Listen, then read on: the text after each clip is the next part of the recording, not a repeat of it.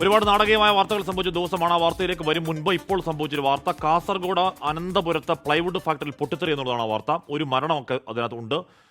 നിരവധി പേർക്ക് പരിക്കേൽക്കുകയും ചെയ്തു. അരുൺ പാറക്കൽ ആ വാർത്തയുടെ വിവരങ്ങൾ ചേരുന്നു. അരുൺ, വലിയ അപകടമാണോ? പരിക്കേറ്റവരുടെ ആരോഗ്യനില എങ്ങനെയാണ്? എന്താണ് ഉണ്ടായത്?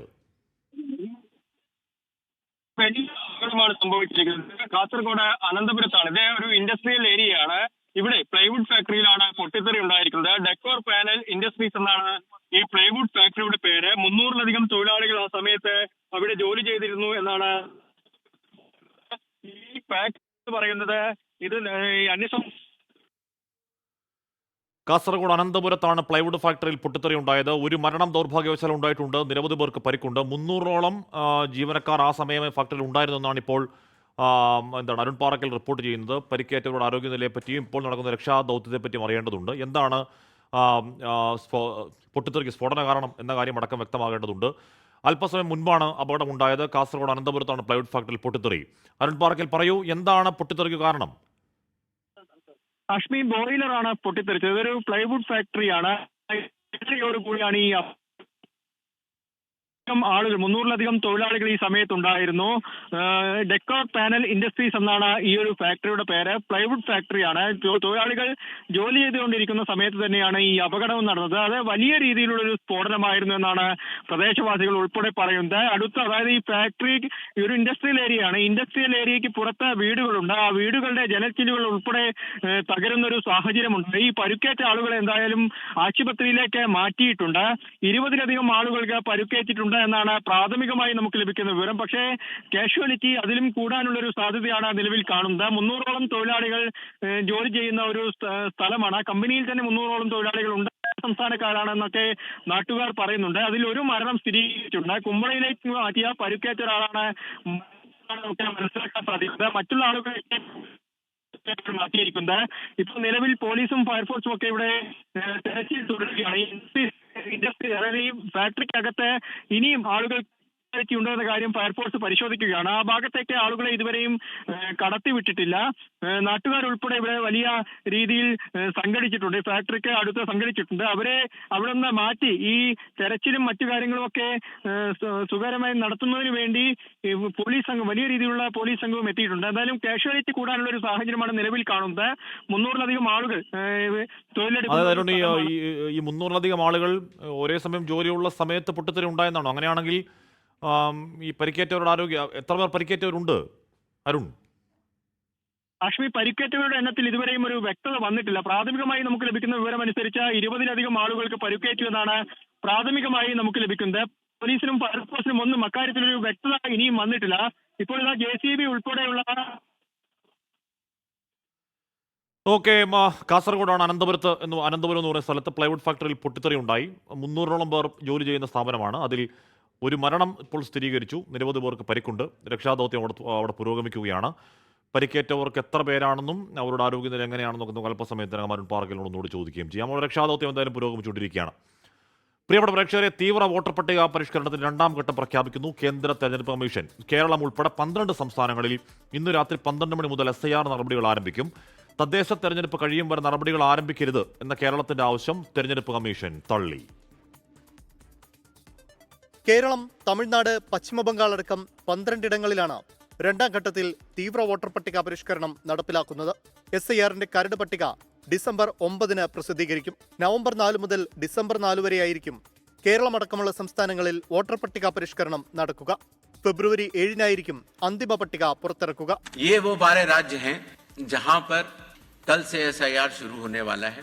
Andaman and Nicobar island union territory, state Chhattisgarh, Goa, Gujarat, Kerala union territory, Lakshadweep, Madhya Pradesh, Puducherry union territory, Rajasthan, Tamil Nadu, Uttar Pradesh, west Bengal. തദ്ദേശ തിരഞ്ഞെടുപ്പിന് ശേഷം തീവ്ര വോട്ടർ പട്ടിക പരിഷ്കരണമെന്ന കേരളത്തിന്റെ ആവശ്യം കമ്മീഷൻ തള്ളി. കേരളത്തിൽ തദ്ദേശ തിരഞ്ഞെടുപ്പ് ഇതുവരെയും പ്രഖ്യാപിച്ചിട്ടില്ല എന്നാണ് കമ്മീഷന്റെ വിശദീകരണം. അതേസമയം ഉടൻ തദ്ദേശ തെരഞ്ഞെടുപ്പ് നടക്കുന്ന മഹാരാഷ്ട്രയെയും കേരളത്തോടൊപ്പം നിയമസഭാ തെരഞ്ഞെടുപ്പ് നടക്കുന്ന അസമിനെയും 2ാം ഘട്ട SIRൽ നിന്ന് ഒഴിവാക്കി. കേരളത്തിൽ തിരഞ്ഞെടുപ്പ് കമ്മീഷൻ നിർദ്ദേശമനുസരിച്ച് SIR നടപ്പിലാക്കുമെന്ന് മുഖ്യ തെരഞ്ഞെടുപ്പ് ഓഫീസർ രത്തൻ ഖേൽക്കർ. SIR തദ്ദേശ തെരഞ്ഞെടുപ്പിനെ ബാധിക്കില്ല.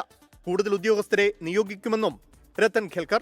നാളെ 3:30-ന് ജില്ലാ കളക്ടർമാരുടെ യോഗവും മറ്റന്നാൾ രാഷ്ട്രീയ കക്ഷികളുടെ യോഗവും ചേരുമെന്നും രത്തൻ ഖേൽക്കർ അറിയിച്ചു. 24 ഡൽഹി.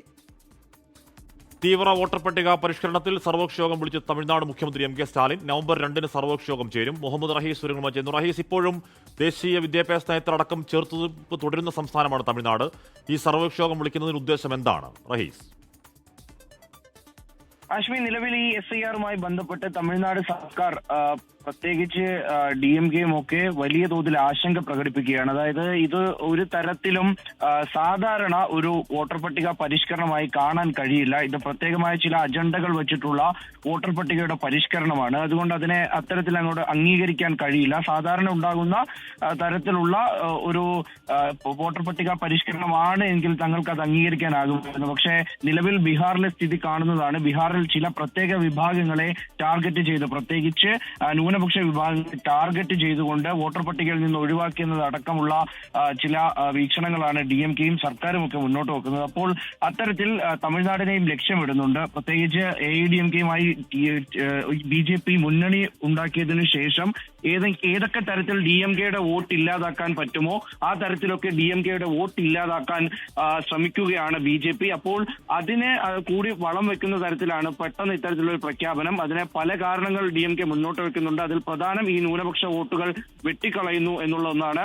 രണ്ടാമതായിട്ട് ഈ മഴ, നോർത്ത് ഈസ്റ്റേൺ മൺസൂൺ വളരെ ശക്തമായി കൊണ്ടിരിക്കുകയാണ് തമിഴ്നാട്ടിൽ. അപ്പോൾ ഇതിനിടയിൽ ഇതൊക്കെയും ഇടപെടേണ്ട ഉദ്യോഗസ്ഥരെ SIR-ന് വേണ്ടി പറഞ്ഞുവിടുന്നത് ഒട്ടും ശരിയല്ല. അത്തരത്തിൽ ഒരു ഇടപെടൽ ഈ സമയത്തായിരുന്നില്ല ഉണ്ടാകേണ്ടത്. വോട്ടർ പട്ടിക സമയമെടുത്ത് പരിഷ്കരിക്കണം. എല്ലാവർക്കും കൃത്യമായി അതിൽ ഒരു വീണ്ടും വോട്ട് വെട്ടിപ്പോയാൽ അത് ചേർക്കാനും സൂക്ഷ്മ പരിശോധനയ്ക്കും വേണ്ടിയിട്ടുള്ള സമയമൊക്കെ നൽകണം എന്നുള്ള കാര്യമാണ് പ്രധാനമായിട്ടും ഇന്ന് മുഖ്യമന്ത്രി വിളിച്ചു ചേർത്ത യോഗത്തിൽ ചർച്ചയായത്. DMK സഖ്യത്തിലെ പ്രധാനപ്പെട്ട എല്ലാ കക്ഷികളും, കോൺഗ്രസും ഈ DMKയും ഒപ്പം തന്നെ ഇടതു പാർട്ടികളും അങ്ങനെ BC-ക്ക് ഉൾപ്പെടുന്ന എല്ലാ പാർട്ടികളുടെയും പ്രതിനിധികൾ പങ്കെടുത്തിരുന്നു. അങ്ങനെയാണ് നവംബർ 2 സർവകക്ഷി യോഗം വിളിക്കാൻ തീരുമാനിച്ചിരിക്കുന്നത്. നവംബർ 2 നടക്കുന്ന സർവകക്ഷി യോഗത്തിൽ ഇക്കാര്യം വിശദമായി ചർച്ച ചെയ്യും. ഏത് തരത്തിലാണ് സംസ്ഥാനത്ത് ഇത് ചെറുക്കാൻ കഴിയുക എന്നുള്ളത് പരിശോധിക്കും.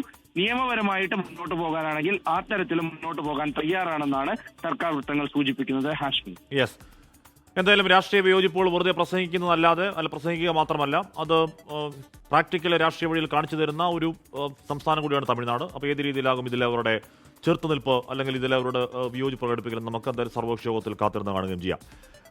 ഒരുപാട് സ്ഥലങ്ങളിൽ മഴയുണ്ട്. തൃശ്ശൂർ മഴയുണ്ട്. എവിടെയെങ്കിലും അവധി ഉണ്ടോ എന്നൊക്കെ ചോദിക്കുന്നുണ്ട്. ഇതുവരെയും എവിടെയും അവധി അങ്ങനെ പ്രഖ്യാപിച്ചിട്ടില്ല. പ്രഖ്യാപിച്ചാൽ അപ്പോൾ തന്നെ നമുക്ക് അറിയിക്കുകയും ചെയ്യാം.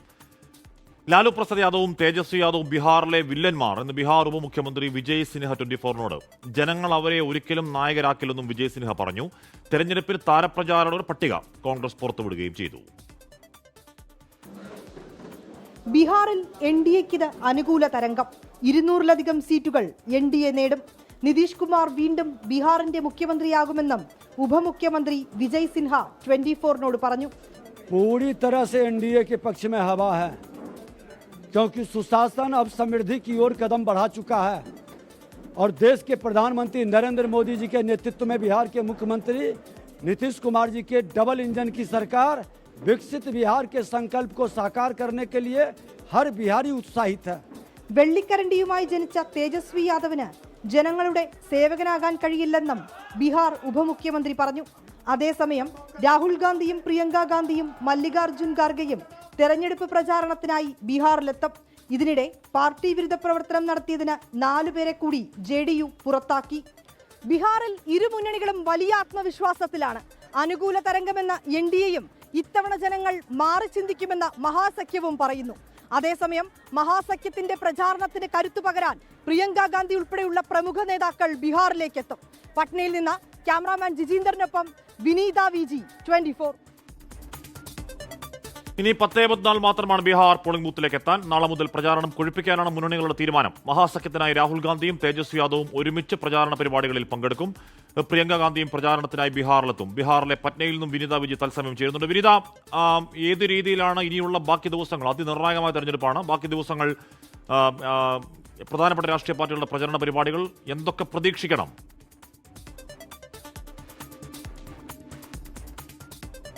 തീർച്ചയായും ഹാഷ്മി സൂചിപ്പിച്ചതുപോലെ തന്നെ ഇനി 10 നാൾ കൂടിയാണ് ബാക്കിയുള്ളത് ബീഹാർ പോളിംഗ് ബൂത്തിലേക്ക് എത്തുന്നതിനായി. ഇന്ന് ബീഹാറിൽ ഛഠ് പൂജയാണ്. നമുക്ക് കാണാൻ കഴിയുന്ന പോലെ തന്നെ മറ്റു ഉത്തരേന്ത്യൻ സംസ്ഥാനങ്ങളിലെല്ലാം വിപുലമായിട്ടുള്ള ആഘോഷ പരിപാടികളൊക്കെ ഉണ്ടായിരുന്നു. അതേപോലുള്ള ആഘോഷ പരിപാടികളൊക്കെ തന്നെയാണ് ബീഹാറിലും ഉണ്ടായിരുന്നത്. അതുകൊണ്ട് തന്നെ വലിയ രീതിയിലുള്ള ഈ സമ്മേളനങ്ങളോ അല്ലെങ്കിൽ അതുമായി ബന്ധപ്പെട്ടുകൊണ്ടുള്ള വലിയ റാലികളോ ഒന്നും തന്നെ ഇന്ന് ഉണ്ടായിരുന്നില്ല. പക്ഷേ എങ്കിൽ പോലും ചെറിയ മേഖലകൾ കേന്ദ്രീകരിച്ചുള്ള പ്രചരണങ്ങളൊക്കെയാണ് നേതാക്കൾ ഇന്ന് നടത്തിയിട്ടുണ്ടായിരുന്നത്. ഏതാണെങ്കിലും ഇന്നത്തെ ആ ഛഠ് പൂജയ്ക്ക് ശേഷം നാളെ മുതൽ ശക്തമായ പ്രചരണവുമായി മുന്നണികൾ കളത്തിലേക്ക് ഇറങ്ങുകയാണ്. ഹഷ്മി, അതിൽ ഏറ്റവും എടുത്തു പറയേണ്ടത് ഈ ജംഗിൾ രാജ് ആരോപണം, ഒപ്പം തന്നെ ഇതിനോടകം വലിയ അഴിമതി ഉൾപ്പെടെയുള്ള കാര്യങ്ങൾ ചൂണ്ടിക്കാട്ടിക്കൊണ്ട് മഹാസഖ്യത്തിനെതിരെ NDA കളത്തിലിറങ്ങും. തിരിച്ച് വലിയ ആരോപണങ്ങൾ തന്നെ മഹാസഖ്യവും ഉയർത്തുന്നുണ്ട്. ഒപ്പം നമ്മൾ കഴിഞ്ഞ ദിവസമൊക്കെ തേജസ്വി യാദവിന്റെ ഒക്കെ വാർത്താ സമ്മേളനത്തിൽ കണ്ടതുപോലെ ഈ NDA സർക്കാർ വലിയ അഴിമതി നേടുന്ന ഉൾപ്പെടെയുള്ള കാര്യങ്ങളൊക്കെയാണ് മഹാസഖ്യവും മുന്നോട്ട് വെക്കുന്നത്. ഇങ്ങനെ ആരോപണങ്ങളും പ്രത്യാരോപണങ്ങളും ഒക്കെയായി ഇനി അങ്ങോട്ടേക്ക് ഈ തെരഞ്ഞെടുപ്പ് പ്രചരണം കൂടുതൽ കടുപ്പിക്കാൻ തന്നെയാണ് തീരുമാനം. ഒപ്പം തന്നെ കോൺഗ്രസ് 40 പേരടങ്ങുന്ന താരപ്രചാരകരുടെ പട്ടിക കൂടി പുറത്തുവിട്ടിരിക്കുകയാണ്.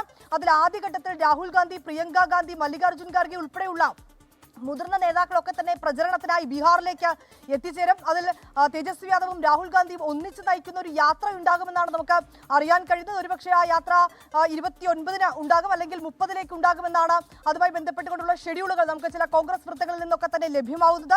ഒപ്പം തന്നെ ഈ മാസം 30-ന് പ്രധാനമന്ത്രിയും ബീഹാറിലേക്ക് എത്തുന്നുണ്ട്. അദ്ദേഹം ഈ തെരഞ്ഞെടുപ്പുമായി ബന്ധപ്പെട്ട് ഇതിനോടകം ബീഹാറിൽ എത്തുകയും വിവിധ പ്രചരണ റാലികളിലൊക്കെ അദ്ദേഹം പങ്കെടുക്കുകയും ചെയ്തിട്ടുണ്ടായിരുന്നു. അതിനുശേഷം വീണ്ടും ഇത് അദ്ദേഹം എത്തുകയാണ്. അത് ഈ ആദ്യഘട്ട തെരഞ്ഞെടുപ്പ് മുൻപായി അദ്ദേഹം വീണ്ടും ഒരിക്കൽ കൂടി പ്രചാരണത്തിലേക്ക് എത്തുന്നു. ഇങ്ങനെ ഇരു മുന്നണികളും വലിയ ആത്മവിശ്വാസത്തിൽ തന്നെയാണുള്ളത്. ജനങ്ങൾ ഇക്കുറി ഉറപ്പായും മാറി ചിന്തിക്കുമെന്ന് മഹാസഖ്യം കരുതുന്നു.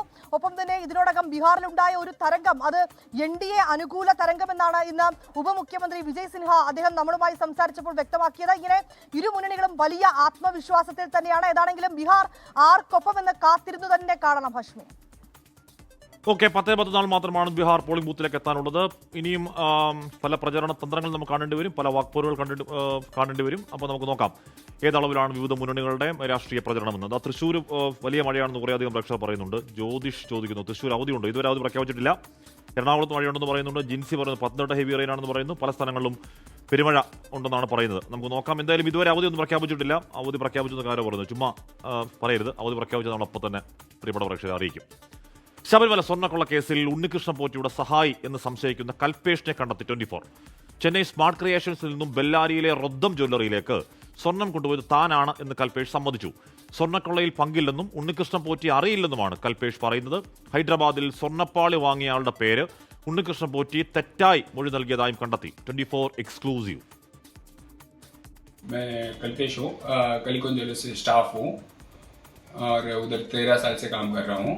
और मेरे को रुद्रम ज्वेलर्स से मतलब ऐसे फ़ोन आया था ओनर को, तो मुझे भेजा गया था. वहाँ जाके मैंने रिसीव किया था, मेटल रिसीव किया था. रिसीव करके ला के उसके 7 दिन के बाद उनको जाके दुकान में दिया है बलारी. കൽപേഷ് ഒരു കൽപ്പിത കഥാപാത്രമല്ല. ചെന്നൈ സൗക്കാർപേട്ട വീരപ്പൻ സ്ട്രീറ്റിലെ കാളികുണ്ട് ജ്വല്ലറിയിലെ ജീവനക്കാരൻ. ഗോവർദ്ധന്റെ റോധം ജ്വല്ലറിയുമായി കാളികുണ്ട് ജ്വല്ലറിക്ക് ദീർഘനാളായുള്ള ബന്ധമുണ്ട്. ഗോവർദ്ധൻ നിർദ്ദേശിച്ചതനുസരിച്ച് സ്വർണ്ണപ്പാളിയിൽ നിന്ന് കവർന്ന സ്വർണം ചെന്നൈ സ്മാർട്ട് ക്രിയേഷൻസിൽ നിന്ന് കൽപേഷാണ് ബെല്ലാരിയിലേക്ക് കൊണ്ടുപോയത്. താൻ കൊണ്ടുപോയത് സ്വർണമാണെന്ന് കൽപേഷിന് അറിയാമായിരുന്നു. എന്നാൽ ഇത് കവർന്നെടുത്തതാണെന്ന് അറിഞ്ഞിരുന്നില്ല. സ്മാർട്ട് ക്രിയേഷൻസിൽ പോയത് ഒരു തവണ മാത്രം. ഉണ്ണികൃഷ്ണൻ പോറ്റിയെ അറിയുകയില്ല. Do you know Unnikushna Poti? जी नहीं, मैं नहीं जानता से कोई. You know about this theft case? Any sort of things about this theft case? जी नहीं मालूम मेरे को. Have you been to Shabarimala or Smart Creations before? नहीं जानता. अब पहली बार मालूम पड़ा और पहली बार उस दुकान में गया था उस टाइम. സ്മാർട്ട് ക്രിയേഷൻസിൽ നിന്ന് ഒരു ബോക്സിൽ നൽകിയ സ്വർണം 10 ദിവസം കഴിഞ്ഞാണ് ബെല്ലാരിയിൽ എത്തിച്ചതെന്നും കൽപേഷ് പറയുന്നു.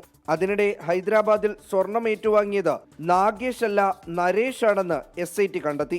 അന്വേഷണ സംഘത്തെ വട്ടം ചുറ്റിക്കാൻ ഉണ്ണികൃഷ്ണൻ പോറ്റി തെറ്റായ പേര് പറഞ്ഞുവെന്നാണ് കണ്ടെത്തൽ. തിരുവനന്തപുരം ബ്യൂറോയ്ക്കൊപ്പം 24 ചെന്നൈ.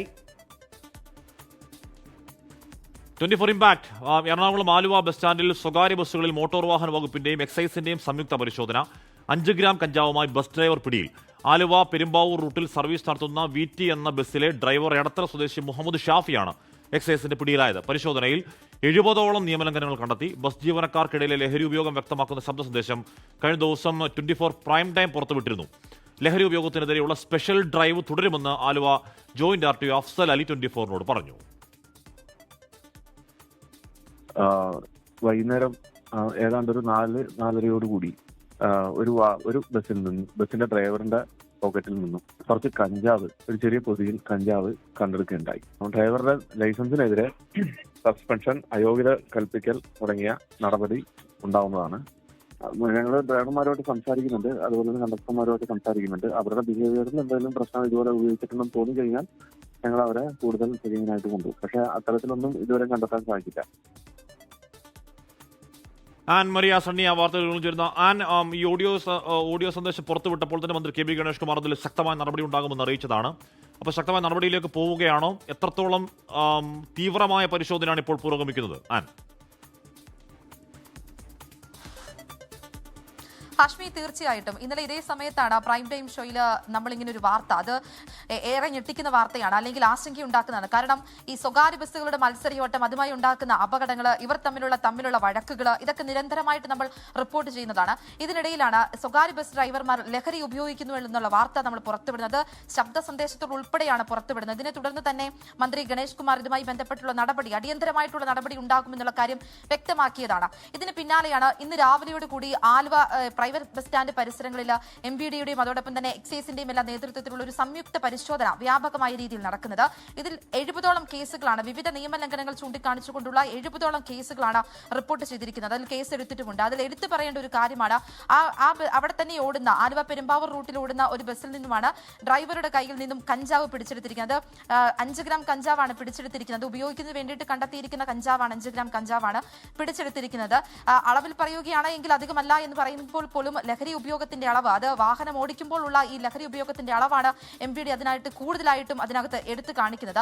മറ്റൊരു കാര്യം ഇവർ പറയുന്നത്, ലഹരി ഉപയോഗവുമായി ബന്ധപ്പെട്ട് ഇനി വരും ദിവസങ്ങളിലും അതൊരു സ്പെഷ്യൽ ടീമിനെ തന്നെ രൂപീകരിച്ചുകൊണ്ടാണ് ഇതുമായി ബന്ധപ്പെട്ടിട്ടുള്ള പരിശോധനകൾ ഈ ജില്ലയുടെ വിവിധ ഭാഗങ്ങളിൽ, ജില്ല മാത്രമല്ല സംസ്ഥാനത്തൊട്ടാകെ പരിശോധന വ്യാപകമാക്കണമെന്നാണ് മന്ത്രി അറിയിച്ചിരിക്കുന്നത്. ഇതിന്റെ എല്ലാം അടിസ്ഥാനത്തിലുള്ള വ്യാപകമായിട്ടുള്ള പരിശോധനകൾ നടക്കുന്നത്. 70ഓളം നിയമലംഘനങ്ങൾ, ഇതിനകത്ത് 70ഓളം നിയമലംഘനങ്ങൾ കണ്ടെത്തിയിട്ടുണ്ട്. അതിൽ ഈ ലഹരി ഉപയോഗിക്കുന്നതുമായി ബന്ധപ്പെട്ട് വരുന്ന നിയമലംഘനങ്ങൾ, അത് സാധാരണഗതിയിൽ ലൈസൻസ് സസ്പെൻഡ് ചെയ്യുന്നതാണ് നമ്മൾ കണ്ടെത്തിയിരിക്കുന്നത്, കണ്ടിട്ടുള്ളതും അങ്ങനെ തന്നെയാണ്. പക്ഷേ ഈ ലഹരി ഉപയോഗിച്ചിട്ടുള്ള നിയമലംഘനങ്ങൾ കണ്ടെത്തുകയാണ് എങ്കിൽ അത് ലൈസൻസ് സസ്പെൻഡ് ചെയ്യുക എന്നതിലേക്കല്ല, റദ്ദാക്കുന്ന നടപടിയിലേക്ക് പോകുമെന്നാണ് അറിയിച്ചിരിക്കുന്നത്. എന്തായാലും 24 പുറത്തുവിട്ടിരിക്കുന്ന ഒരു വാർത്ത അത് കണ്ണു തുറപ്പിച്ചിരിക്കുകയാണ്. ഹാഷ്മി, സംസ്ഥാനത്ത് പല സ്ഥലങ്ങളിലും വിവിധ ജില്ലകളിൽ കനത്ത മഴ പെയ്യുകയാണ്. പത്തനംതിട്ട, കോട്ടയം, കണ്ണൂർ, കോഴിക്കോട്, കാസർഗോഡ് ജില്ലകളിൽ അതിശക്തമായ മഴയാണ്. പലയിടത്തും വെള്ളക്കെട്ടുണ്ടായി. മഴക്കെടുതിയിൽ 3 പേർക്കാണ് ജീവൻ നഷ്ടമായത്. ആലുവ മൂന്നാർ റോഡിന്റെ ഒരു ഭാഗം ഇടിഞ്ഞു വീണു. കോഴിക്കോട് അതിരാവിലെ മുതൽ ശക്തമായ മഴയാണ് ലഭിച്ചത്. മണിക്കൂറുകളോളം ശക്തമായ മഴ പെയ്തതോടെ നഗരത്തിലെ അടക്കം താഴ്ന്ന പ്രദേശങ്ങൾ വെള്ളത്തിനടിയിലായി. ഈ വെള്ളക്കെട്ടിന് നടുക്കാണ് എനിക്ക് ഡെലിവറി കൊടുക്കാനുള്ളത്. ഞാനിപ്പോൾ എന്ത് ചെയ്യുന്ന അറിയില്ല. ഇത് കഴിഞ്ഞിട്ട് അടുത്ത ഡെലിവറി ഉണ്ട്. ബൈ ടു ബൈ ആയിട്ടുള്ള ഡെലിവറികളാണ് ഉണ്ടാവുക. ഇതിലിപ്പോൾ ഇനിയിപ്പോൾ എന്താ ചെയ്യാന്ന് അറിയില്ല. സമയവും നമുക്ക് വിലപ്പെട്ടൊരു സമയമാണ്. ഇത് സ്ഥിരം പരിപാടിയാണ്. ഞാൻ എന്ത് നന്നാക്കിയാലും ഇത് ഇവിടെ കരകയറൂല. എറണാകുളം അങ്കമാലി മുക്കന്നൂരിൽ ഇടിമിന്നലേറ്റ് ഇതര സംസ്ഥാന തൊഴിലാളി മരിച്ചു. വർക്ക്ഷോപ്പിൽ ജോലി ചെയ്യുന്നതിനിടെയാണ് അപകടം. ഇടവിട്ടുണ്ടായ മഴയിൽ പലയിടങ്ങളിലും ഗതാഗതക്കുരുക്കുണ്ടായി. ചാവക്കാട് തളിക്കുളത്ത് ഇന്നലെ മത്സ്യബന്ധനത്തിനിടെ വള്ളം അപകടത്തിൽപ്പെട്ട് കാണാതായയാളുടെ മൃതദേഹം കണ്ടെത്തി. സ്നേഹതീരം ബീച്ച് സ്വദേശി ശിവന്റെ മൃതദേഹമാണ് രാവിലെ മുനക്ക് കടവ് കോസ്റ്റൽ പോലീസ് സ്റ്റേഷനടുത്ത് പുഴയോരത്ത് കരയ്ക്കടിഞ്ഞത്. ആലപ്പുഴ അർത്തുങ്കലിൽ കടലിൽ വള്ളം തകർന്ന് മത്സ്യത്തൊഴിലാളി മരിച്ചു. പോൾ ദേവസ്തിയാണ് മരിച്ചത്. ആലുവ മൂന്നാർ റോഡിന്റെ ഒരു ഭാഗം ഇടിഞ്ഞു. പാലക്കാട്ടുതാഴം ഡബിൾ പാലത്തിന്റെ ഒരു വശത്താണ് മണ്ണിടിച്ചിൽ. പാലം വഴിയുള്ള ഗതാഗതത്തിന് പൂർണ്ണ നിയന്ത്രണം ഏർപ്പെടുത്തി.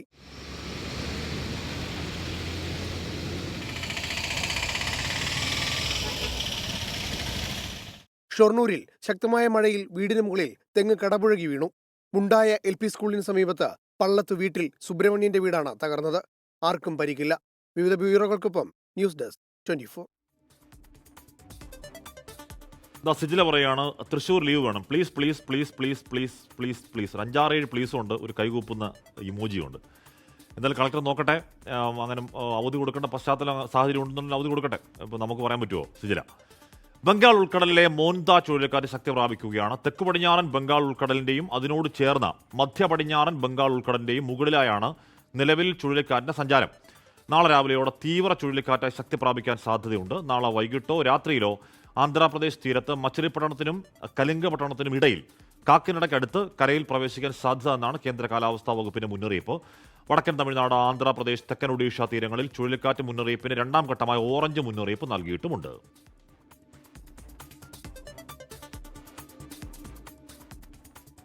അതിനിടയിൽ വരുന്ന മറ്റൊരു പ്രധാനപ്പെട്ട വാർത്ത സംസ്ഥാനത്ത് ആശങ്കയായി കോളറ എന്നുള്ളതാണ്. എറണാകുളം കാക്കനാട് സ്വദേശിക്ക് രോഗം സ്ഥിരീകരിച്ചു. ഈ വർഷത്തെ മൂന്നാമത്തെ കോളറ കേസാണ് എറണാകുളത്ത് റിപ്പോർട്ട് ചെയ്യുന്നത്. ഒരു മരണവും റിപ്പോർട്ട് ചെയ്തു. അമീബിക് മസ്തിഷ്ക കേസുകൾ ഉയരുന്നതിനിടയിലാണ് കോളറ സ്ഥിരീകരിക്കുന്നത്. 24 prime time breaking. MG Pratheesh ആ വാർത്തകൾ നിർമ്മിച്ചിരുന്നു. പ്രതീഷ്, പനികൾ പലതരമാണ്. അപ്പോൾ ഈ കോളറയെ പറ്റി ആരോഗ്യവകുപ്പ് പറയുന്നത് എന്താണ്? ആശങ്കപ്പെടേണ്ട സാഹചര്യം ഉണ്ടോ പ്രതീഷ്?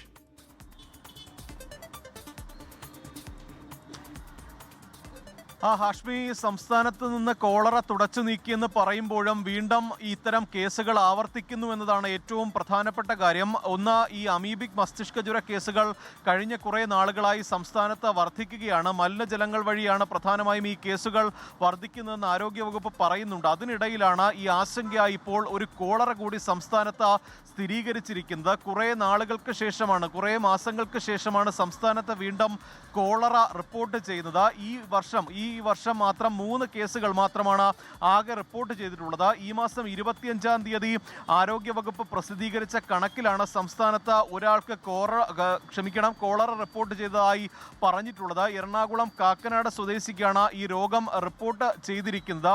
ഒപ്പം ഈ 3 കേസുകൾ ആകെ റിപ്പോർട്ട് ചെയ്തു. അതിൽ നേരത്തെ തന്നെ ഒരു മരണവും കോളറ മൂലം സംസ്ഥാനത്ത് സ്ഥിരീകരിക്കുകയും ചെയ്തിട്ടുണ്ട്. ഈ അമീബിക് മസ്തിഷ്ക ജ്വര കേസുകൾ വർദ്ധിക്കുന്ന പശ്ചാത്തലത്തിൽ കൂടി കോളറയും സംസ്ഥാനത്ത് റിപ്പോർട്ട് ചെയ്തത് എന്തായാലും ആശങ്ക ഉണ്ടാക്കുന്ന കാര്യമാണ്. 2 രോഗങ്ങളും മലിനമായ ജലത്തിലൂടെ പകരുന്നു എന്നുള്ള കാര്യമാണ് നേരത്തെ ആരോഗ്യവകുപ്പ് ഉൾപ്പെടെ പറഞ്ഞിട്ടുള്ളത്. അതുകൊണ്ട് തന്നെ വലിയ ആശങ്കയുണ്ടാക്കുന്നുണ്ട്. കാരണം 144 പേർക്കാണ് സംസ്ഥാനത്ത് ഇതുവരെ അമീബിക് മസ്തിഷ്ക ജ്വരം സ്ഥിരീകരിച്ചത്. ആകെ മരണം 30 കടന്നിട്ടുണ്ട്. ഈ മാസം മാത്രം 56 പേർക്ക് അമീബിക് മസ്തിഷ്ക ജ്വരം സ്ഥിരീകരിച്ചു. 9 മരണവും റിപ്പോർട്ട് ചെയ്തു. അതുകൊണ്ട് തന്നെ അക്കാര്യത്തിൽ ആരോഗ്യവകുപ്പിന്റെ വലിയ പ്രതിരോധ പ്രവർത്തനങ്ങളൊക്കെ ഒരു വശത്ത് നടക്കുമ്പോഴാണ് സംസ്ഥാനത്ത് വീണ്ടും കോളറ റിപ്പോർട്ട് ചെയ്തതായി ആരോഗ്യവകുപ്പ് തന്നെ പറയുന്നത്. 25-ാം തീയതിയാണ് ആരോഗ്യവകുപ്പിന്റെ കണക്ക് അവസാനമായി പ്രസിദ്ധീകരിച്ചത്. ആ കണക്കിലാണ് എറണാകുളം കാക്കനാട് സ്വദേശിക്ക് ഈ രോഗം സ്ഥിരീകരിച്ചിട്ടുള്ളത്. എന്തായാലും ഇതുമായി ബന്ധപ്പെട്ട ആരോഗ്യവകുപ്പ് നടപടികൾ ഊർജിതമാക്കിയിട്ടുണ്ട്. എറണാകുളം ജില്ലയിൽ കൂടുതൽ പ്രതിരോധ പ്രവർത്തനങ്ങൾ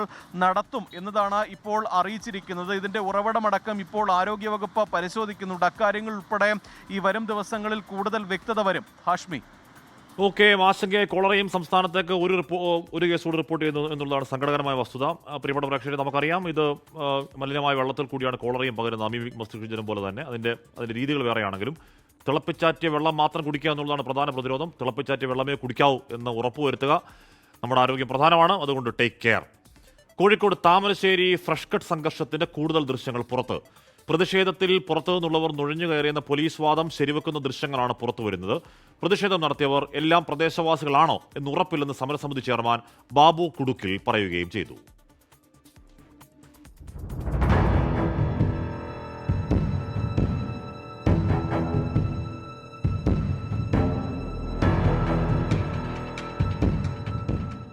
മുഖം മറച്ചെത്തിയ സംഘം കമ്പനിക്ക് നേരെ കല്ലെറിയുന്നതും വാഹനങ്ങൾ തകർക്കുന്നതും പോലീസിനെ ആക്രമിക്കുന്നതുമാണ് ദൃശ്യങ്ങളിലുള്ളത്. 365ഓളം പേർക്കെതിരെ FIR രജിസ്റ്റർ ചെയ്ത സംഘർഷത്തിൽ നിലവിൽ 10 പേരാണ് പിടിയിലായത്. കഴിഞ്ഞ ദിവസം പിടിയിലായ മഞ്ചേരി സ്വദേശി സൈഫുള്ളക്കെതിരെ വിമർശനവുമായി CPIM രംഗത്തെത്തി. പ്രദേശവാസികളല്ലാത്തവർ പ്രതിഷേധത്തിൽ കടന്നുകൂടിയെന്ന് വ്യക്തമാക്കുന്നതാണ് മഞ്ചേരി സ്വദേശിയുടെ അറസ്റ്റെന്നും പിന്നിൽ ഗൂഢാലോചനയെന്നുമായിരുന്നു CPIM ആരോപണം. പിടിയിലായ മഞ്ചേരി സ്വദേശി സമരസമിതി അംഗമല്ലെന്നും പോലീസ് സുതാര്യമായ അന്വേഷണം നടത്തണമെന്നും സമരസമിതി ചെയർമാൻ ബാബു കുടുക്കിൽ 24നോട് വ്യക്തമാക്കി. ഞങ്ങളുടെ ജനകീയ സമരം പ്രദേശവാസികൾ മാത്രമാണ് സമരം ചെയ്തത്. മഞ്ചേരിയിൽ നിന്ന് ഒരാള് അവിടെ എത്തി ഞങ്ങൾക്കാർക്കും പരിചയമുള്ള ആളല്ല. സമരസമിതിയിൽ അങ്ങനത്തെ ഒരാളുമില്ല. പ്രദേശവാസികൾ മാത്രമാണുള്ളത്. 48ഓളം റെൻഡറിംഗ് പ്ലാന്റ് സംസ്ഥാനത്തുള്ളതിന്റെ ചെയർമാനാണ് ഇതിന്റെ ഓണർ. ഇവർക്ക് പല സ്ഥലത്തും പ്ലാന്റുകളുണ്ട്. സമരം പൊളിക്കാൻ വേണ്ടി ഇവര് ഇറക്കിയ ആളുകളാണെന്നാണ് ഞങ്ങളുടെ സംശയം. പോലീസ് സമഗ്രമായ അന്വേഷണം നടത്തി ഈ മഞ്ചേരി സ്വദേശിയെ അവന്റെ എല്ലാ കാര്യങ്ങളും പോലീസ് എടുത്തുകൊണ്ട് ഇത് വെളിച്ചത്തെ കൊണ്ടുവരണം. അതാണ് സമരസമിതിയുടെ ആവശ്യം. റൂറൽ SP ആക്രമിച്ച നടപടിയിൽ കൂടുതൽ അറസ്റ്റിലേക്ക് കടക്കാനാണ് പോലീസ് തീരുമാനം. ഇതിന്റെ ഭാഗമായി വീടുകൾ കേന്ദ്രീകരിച്ച് നടക്കുന്ന റെയ്ഡിനെതിരെ വ്യാപക പ്രതിഷേധം നാട്ടുകാർ ഉയർത്തുന്നുണ്ട്. സമാധാന അന്തരീക്ഷം തകർക്കുന്ന പോലീസിനെതിരെ പട്ടിണി സമരം സംഘടിപ്പിക്കാനാണ് പ്രദേശവാസികളുടെ തീരുമാനം. നിഖിൽ പ്രമേഷ്, 24 കോഴിക്കോട്. കോഴിക്കോട് മുക്കത്ത് വിദ്യാർത്ഥികൾ തമ്മിൽ സംഘർഷം എന്നൊരു വാർത്ത ഇപ്പോൾ വരുന്നുണ്ട്. മുക്കം ഉപജില്ലാ കലോത്സവത്തിന്റെ ആഹ്ലാദ പ്രകടനത്തിനിടയിലാണ് സംഘർഷം. നീലേശ്വരം സ്കൂളിലെ ഒരു വിദ്യാർത്ഥിക്ക് തലയ്ക്ക് പരിക്കേറ്റു. ആഹ്ലാദ പ്രകടനത്തിനിടയിൽ തലയ്ക്ക് പരിക്കേൽക്കുന്ന അവസ്ഥ ഭീകരമാണ്. കുട്ടിയെ KMCT മെഡിക്കൽ കോളേജിൽ പ്രവേശിപ്പിക്കുകയും ചെയ്തിട്ടുണ്ട്. മുഖ്യമന്ത്രി പിണറായി വിജയൻ നേരിട്ടെത്തി ചർച്ച നടത്തിയിട്ടും PM ശ്രീയിലയാതെ CPI മന്ത്രിമാർ മന്ത്രിസഭാ യോഗത്തിൽ നിന്ന് വിട്ടുനിൽക്കും. മുഖ്യമന്ത്രിയുടെ സമവായ നിർദ്ദേശം തള്ളിക്കൊണ്ടാണ് CPI നിലപാടിൽ ഉറച്ചു നിൽക്കുന്നത്. മന്ത്രിസഭാ യോഗം ചർച്ച ചെയ്യാതെ ധാരണാപത്രത്തിൽ ഒപ്പിട്ടതിൽ അതൃപ്തി അറിയിച്ച CPI മന്ത്രിമാർ മുഖ്യമന്ത്രിക്ക് കത്തു നൽകുകയും ചെയ്തു. PMC പദ്ധതിയുടെ ധാരണാപത്രത്തിൽ ഒപ്പുവെച്ചതിൽ പ്രതിഷേധിച്ച് മന്ത്രിസഭായോഗം ബഹിഷ്കരിക്കാനുള്ള CPI തീരുമാനം കഴിഞ്ഞ വെള്ളിയാഴ്ച തന്നെ 24 പുറത്തുവിട്ടിരുന്നു. മന്ത്രിസഭാ യോഗത്തിൽ നിന്ന് വിട്ടുനിൽക്കാനാണ് തീരുമാനം. ഇനി 27-ാം തീയതി കഴിഞ്ഞ് മാത്രമേ ക്യാബിനറ്റ് യോഗമുള്ളൂ. അതുകൊണ്ട് തന്നെ CPIക്ക് ഒരു കടുത്ത തീരുമാനത്തിലേക്ക് പോകുന്നതിനുള്ള ഒരു സാവകാശമുണ്ട്. അതായത് CPIഎമ്മിനെ അറിയിച്ചു, ആ നടപടിക്രമങ്ങളെല്ലാം പൂർത്തിയാക്കുന്നു, എക്സിക്യൂട്ടീവ് സെക്രട്ടേറിയറ്റ് തീരുമാനത്തിന് അംഗീകാരം നൽകുന്നു. ഈ 2 ഘട്ടങ്ങൾ കഴിഞ്ഞാൽ കടുത്ത നടപടിയിലേക്ക് പോകും. എന്തായാലും മന്ത്രിസഭാ യോഗത്തിൽ നിന്ന് അതുവരെ ഈ തീരുമാനം തിരുത്തുന്നവരെ വിട്ടുനിൽക്കാനുള്ള തീരുമാനമാണ് ഇപ്പോൾ സംസ്ഥാന സെക്രട്ടേറിയറ്റ് കൈക്കൊണ്ടിരിക്കുന്നത് എന്ന് മുഖ്യമന്ത്രി പിണറായി വിജയൻ നേരിട്ടെത്തി സംസ്ഥാന സെക്രട്ടറി ബിനു വിശ്വവുമായി ചർച്ച നടത്തിയിട്ടും തീരുമാനത്തിൽ നിന്ന് പിന്നോട്ട് പോകാൻ CPI തയ്യാറായില്ല. ആലപ്പുഴ ഗസ്റ്റ് ഹൌസിൽ 1 മണിക്കൂർ നീണ്ട ചർച്ചയിൽ ബിനു വിശ്വം CPIയുടെ നിലപാടിൽ ഉറച്ചുനിന്നു. PMC പദ്ധതിയെപ്പറ്റി പഠിക്കാൻ മന്ത്രിസഭാ ഉപസമിതി നിയോഗിക്കാമെന്നും ജനുവരി 30-നകം റിപ്പോർട്ട് നൽകാൻ ആവശ്യപ്പെടാമെന്നുമായിരുന്നു മുഖ്യമന്ത്രി മുന്നോട്ട് വെച്ച സമവായ നിർദ്ദേശം. പ്രശ്നം തണുപ്പിച്ചെടുക്കാനുള്ള തന്ത്രമാണെന്ന് വിലയിരുത്തിയ CPI സംസ്ഥാന സെക്രട്ടേറിയറ്റ് മുഖ്യമന്ത്രിയുടെ നിർദ്ദേശം തള്ളിക്കളഞ്ഞു. തുടർന്നാണ് പ്രതിഷേധ സൂചകമായി മന്ത്രിസഭായോഗം ബഹിഷ്കരിക്കാൻ തീരുമാനിച്ചത്. മന്ത്രിസഭാ ഉപസമിതിയെ നിയോഗിക്കുമെന്ന നിർദ്ദേശത്തിൽ ആത്മാർത്ഥതയുണ്ടെങ്കിൽ റിപ്പോർട്ട് ലഭിക്കുന്നവരെ പദ്ധതിയുടെ ധാരണാപത്രം മരവിപ്പിക്കണമെന്നാണ് CPIയുടെ ആവശ്യം. അത്തരം നടപടികൾ മന്ത്രി V ശിവൻകുട്ടിക്ക് ക്ഷീണമാകുമെന്നായിരുന്നു മുഖ്യമന്ത്രിയുടെ മറുപടി. ഇതോടെയാണ് CPI മന്ത്രിസഭാ ബഹിഷ്കരണത്തിൽ ഉറച്ചു നിൽക്കാൻ തീരുമാനിച്ചത്. സംസാരിച്ചു മുഖ്യമന്ത്രിയായിട്ട് ആ സംസാരം വളരെ കോടിയലായിരുന്നു. പക്ഷേ വിഷയങ്ങളുടെ പരിഹാരം ഉണ്ടായിട്ടില്ല. അതുകൊണ്ട് ഞങ്ങളുടെ പ്രശ്നങ്ങൾ എപ്പോഴും ബാക്കിയാണ്. മന്ത്രിസഭ അറിയാതെ ധാരണാപത്രം ഒപ്പിട്ടതിൽ അതൃപ്തി അറിയിച്ച CPI മന്ത്രിമാർ മുഖ്യമന്ത്രിക്ക് കത്ത് നൽകി. 22 നടന്ന മന്ത്രിസഭാ യോഗത്തിൽ വിഷയം ഉന്നയിച്ചിട്ടും ഒപ്പിടുന്ന വിവരം അറിയിച്ചില്ല. എന്നാൽ 16 തന്നെ ധാരണാപത്രത്തിൽ ഒപ്പിട്ടുവെന്ന വിവരമാണ് ഇപ്പോൾ പുറത്തുവരുന്നത്. ഇതിലൂടെ തങ്ങൾ വഞ്ചിക്കപ്പെട്ടുവെന്ന് CPI മന്ത്രിമാർ മുഖ്യമന്ത്രിയെ രേഖാമൂലം അറിയിച്ചു. 29 ചേരുന്ന മന്ത്രിസഭാ യോഗത്തിൽ നിന്ന് CPI മന്ത്രിമാർ വിട്ടുനിൽക്കും. തുടർ നടപടികൾ ചർച്ച ചെയ്യാൻ നവംബർ 4-ന് സംസ്ഥാന കൌൺസിൽ വിളിച്ചിട്ടുണ്ട്. ആലപ്പുഴയിൽ നിന്ന് R. ശ്രീജിത്ത്, 24. വലിയ മഴ പെയ്ത് തൃശ്ശൂരിൽ അവധി കൊടുക്കാത്ത കളക്ടർക്കെതിരെ വലിയ പരിഭവം കമന്റ് ബോക്സിൽ കാണുന്നുണ്ട്. അതിനിടയിൽ മീനാക്ഷി പറയുന്നുണ്ട് അങ്ങനെ വലിയ മഴയൊന്നും തൃശ്ശൂരില്ല എന്ന് മീനാക്ഷി പറയുന്നുണ്ട്. സ്കൂളിൽ പോകാൻ ആഗ്രഹമുള്ള കുട്ടിയാണെന്ന് തോന്നുന്നു മീനാക്ഷി. അങ്ങനെ ശരിക്കും മഴയുണ്ടോ? അത്ര മഴയുണ്ടോ? പറയുന്ന പോലെ മഴയുണ്ടോ? ഉണ്ടോ? എന്തായാലും മുഖ്യമന്ത്രിയുടെ സമവായ നിർദ്ദേശത്തിനും വഴങ്ങാതെ PM ശ്രീ പദ്ധതിയിലെ നിലപാടിൽ പിന്നോട്ടില്ലെന്ന് വ്യക്തമാക്കുകയാണ് വ്യക്തമായും CPI. മുൻപ് പല വിഷയങ്ങളും CPIഎമ്മുമായി ഭിന്നിച്ചിട്ടുള്ള CPI അന്നൊന്നും സ്വീകരിക്കാത്ത കടുത്ത സമീപനമാണ് PM ശ്രീ വിഷയത്തിൽ എടുത്തിരിക്കുന്നത്. മുന്നണിയും മന്ത്രിസഭയും അറിയാതെ ഒപ്പുവെച്ച ധാരണാപത്രം മരവിപ്പിക്കണം എന്ന ഒറ്റ നിലപാടിലാണ് CPI. മുന്നണിയുടെയും പാർട്ടിയുടെയും രാഷ്ട്രീയ നയമാണോ കേന്ദ്ര ഫണ്ടാണോ പ്രധാനമെന്ന ചോദ്യത്തിന് നയം തന്നെയാണ് പ്രധാനമെന്നാണ് നേതൃയോഗങ്ങൾ കൈക്കൊണ്ട തീരുമാനങ്ങളിലൂടെ CPI നൽകുന്ന ഉത്തരം. വർഗീയതയ്ക്കെതിരായ രാഷ്ട്രീയ നിലപാടിൽ വിട്ടുവീഴ്ചയില്ലെന്ന തീരുമാനം മുന്നണിയെ ആകെയും തദ്ദേശ തെരഞ്ഞെടുപ്പിനെ നേരിടുന്ന പാർട്ടിയെ തന്നെയും പ്രതികൂലമായി ബാധിക്കുമെന്നറിഞ്ഞിട്ടും വിട്ടുവീഴ്ച ചെയ്യാൻ CPI ഒരുക്കമല്ല. പാർട്ടിയുടെ വലിപ്പത്തിലല്ല, നിലപാടിന്റെ പൊക്കത്തിലാണ് കാര്യമെന്നാണ് CPI പറയാതെ പറയുന്നത്. മുഖ്യമന്ത്രിയുടെ ഇടപെടലിലൂടെ എല്ലാ പ്രശ്നങ്ങൾക്കും പരിഹാരമാകുമെന്ന CPIഎമ്മിന്റെ പ്രതീക്ഷ തകർത്തുകൊണ്ടാണ് മന്ത്രിസഭായോഗം ബഹിഷ്കരിക്കാനുള്ള തീരുമാനത്തിലേക്ക് CPI എത്തിയത്. പദ്ധതിയുടെ ധാരണാപത്രം മരവിപ്പിക്കുകയാണ് വേണ്ടതെന്നാണ് CPIയുടെ ഉറച്ച നിലപാട്. We cannot succumb to any pressure to accept this policy in some way. Our party has reiterated its position. In this context, our party has expressed its opposition to MOU signed for PM Shri. ചർച്ചകൾക്കുള്ള വാതിൽ തുറന്നിട്ടുകൊണ്ടാണ് CPI തങ്ങളുടെ നിലപാട് പ്രഖ്യാപിക്കുന്നത്.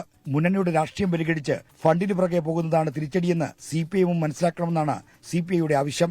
പാർട്ടിയുടെ പ്രതിഷേധത്തിനൊപ്പം മന്ത്രിമാർ കൂടി മുഖ്യമന്ത്രിയെ അതൃപ്തി അറിയിച്ചതോടെ പ്രതിഷേധത്തിന്റെ ചൂട് തട്ടിത്തുടങ്ങുമെന്നാണ് CPI കരുതുന്നത്. അനുകൂല സമീപനമില്ലെങ്കിൽ മന്ത്രിമാരെ രാജിവെപ്പിച്ച് മന്ത്രിസഭയെ പുറത്തുനിന്ന് പിന്തുണയ്ക്കുന്ന നടപടികളിലേക്ക് CPI നീങ്ങിയേക്കും.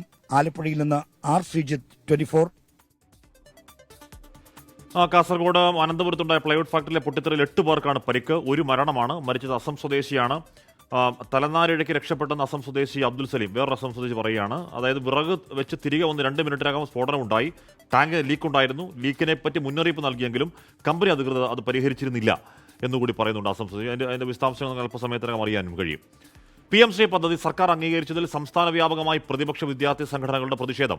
MSF-ഉം KSU-വും സെക്രട്ടേറിയറ്റിലേക്ക് നടത്തിയ മാർച്ച് സംഘർഷത്തിലെത്തി. പദ്ധതി കേരളത്തിൽ നടപ്പാക്കാൻ അനുവദിക്കില്ലെന്നാണ് പ്രതിപക്ഷ സംഘടനകളുടെ നിലപാട്. BJP-യും മുഖ്യമന്ത്രിയും തമ്മിൽ ബാന്ധവമുണ്ട് എന്ന് പ്രതിപക്ഷ നേതാവ് VD സതീശൻ ആരോപിച്ചു.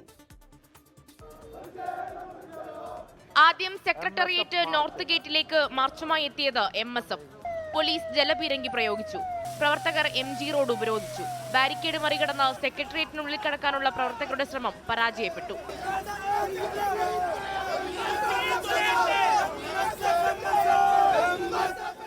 അനക്സ് 2-വിലെ വിദ്യാഭ്യാസ മന്ത്രി V ശിവൻകുട്ടിയുടെ ഓഫീസിലേക്ക് KSU മാർച്ചുമായി എത്തി. 7 തവണയാണ് പോലീസ് പ്രവർത്തകർക്ക് നേരെ ജലപീരങ്കി പ്രയോഗിച്ചത്. പ്രവർത്തകർ പോലീസിന് നേരെ ഹെൽമറ്റും കല്ലുമെറിഞ്ഞ് പ്രതിരോധിച്ചു.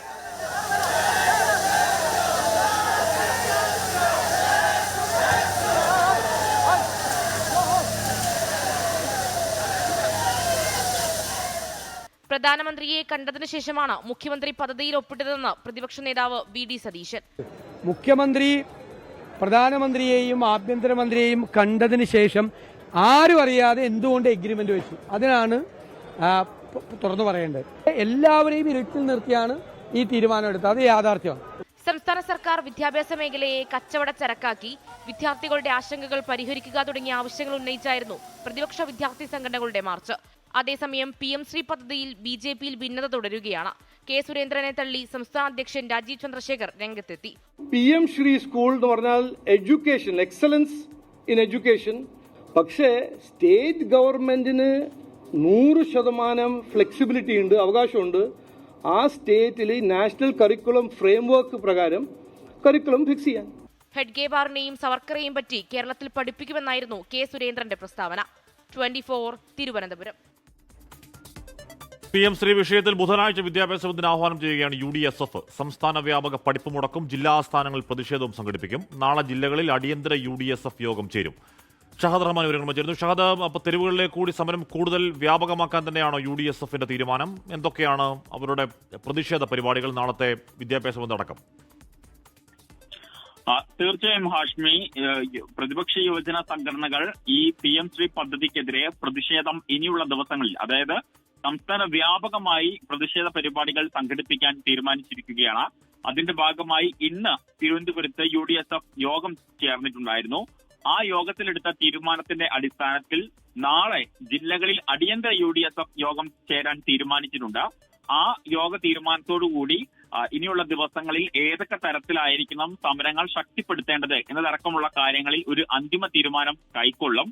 എന്തായാലും നാളെ വിഷയത്തിൽ സംസ്ഥാന വ്യാപകമായിട്ട് വിദ്യാഭ്യാസ ബന്ദിന് UDSF ആഹ്വാനം ചെയ്തിട്ടുണ്ട്. അതിന്റെ ഭാഗമായിട്ട് വിവിധ ഇടങ്ങളിൽ, അതായത് ഓരോ ജില്ലകളിലും വിവിധ ഇടങ്ങളിൽ പ്രതിഷേധ പരിപാടികൾ സംഘടിപ്പിക്കാനാണ് തീരുമാനിച്ചിരിക്കുന്നത്. മാർച്ചുകളും അതുപോലെ തന്നെ ധർണാ സമരങ്ങളും പ്രതിഷേധ പരിപാടികളും സംഘടിപ്പിക്കാനാണ് നിലവിലെ സാഹചര്യത്തിൽ UDSF തീരുമാനിച്ചിരിക്കുന്നത്. വിദ്യാഭ്യാസ ബന്ദാണ്. അതിനുശേഷമുള്ള ദിവസങ്ങളിലും തുടർ പ്രക്ഷോഭ പരിപാടികൾ സംഘടിപ്പിക്കും. ബുധനാഴ്ചയാണ് UDSF വിദ്യാഭ്യാസ വകുപ്പിന് ആഹ്വാനം ചെയ്യുന്നത്. സംസ്ഥാന വ്യാപക പഠിപ്പ് മുടക്കാണ്. ജില്ലാ ആസ്ഥാനങ്ങളിൽ പ്രതിഷേധമുണ്ട്. നാളെ ജില്ലകളിൽ അടിയന്തര UDF യോഗം ചേരുകയാണ്. മറ്റന്നാളാണ് ആ പഠിപ്പ് മുടക്ക്. അർജന്റീന ഫുട്ബോൾ ടീം കേരളത്തിലേക്ക് വരില്ലെന്ന് അറിയിച്ചതോടെ എറണാകുളം കലൂർ സ്റ്റേഡിയം നവീകരണം അനിശ്ചിതത്വത്തിൽ. ചോദ്യങ്ങളോട് അസഹിഷ്ണുത തുടരുന്ന കായികമന്ത്രി വിഷയത്തിൽ പ്രതികരിച്ചില്ല. സ്റ്റേഡിയം നവീകരണത്തിന്റെ പേരിൽ തട്ടിപ്പും അഴിമതിയും നടന്നോ എന്ന് സർക്കാർ അന്വേഷിക്കണമെന്നാണ് കോൺഗ്രസിന്റെയും BJP-യുടെയും ആവശ്യം. മെസ്സിയുടെ വരവുമായിട്ട് ബന്ധപ്പെട്ട് ഈ ഹൈബീഡൻ ഗുരുതരമായ അത് പറയുന്നത് ഈ മറയത്ത് നിർത്തി ഉണ്ടാക്കിയ ചോദ്യങ്ങളോട് ഇന്നലെ മലപ്പുറത്ത് തട്ടിക്കയറിയ കായികമന്ത്രി V അബ്ദുറഹ്മാന്റെ അസഹിഷ്ണുതയ്ക്ക് ഇന്നും മാറ്റമില്ല. കലൂർ സ്റ്റേഡിയം നവീകരണവുമായി ബന്ധപ്പെട്ട ആരോപണങ്ങളിൽ മറുപടിയില്ല. തൃശൂരിൽ മന്ത്രിയുടെ പ്രതികരണം തേടുന്നതിനിടെ CPM MLA AC മൊയ്തീന്റെ നേതൃത്വത്തിലുള്ള സംഘം 24 മാധ്യമ സംഘത്തെ കൈയേറ്റം ചെയ്യാൻ ശ്രമിച്ചു.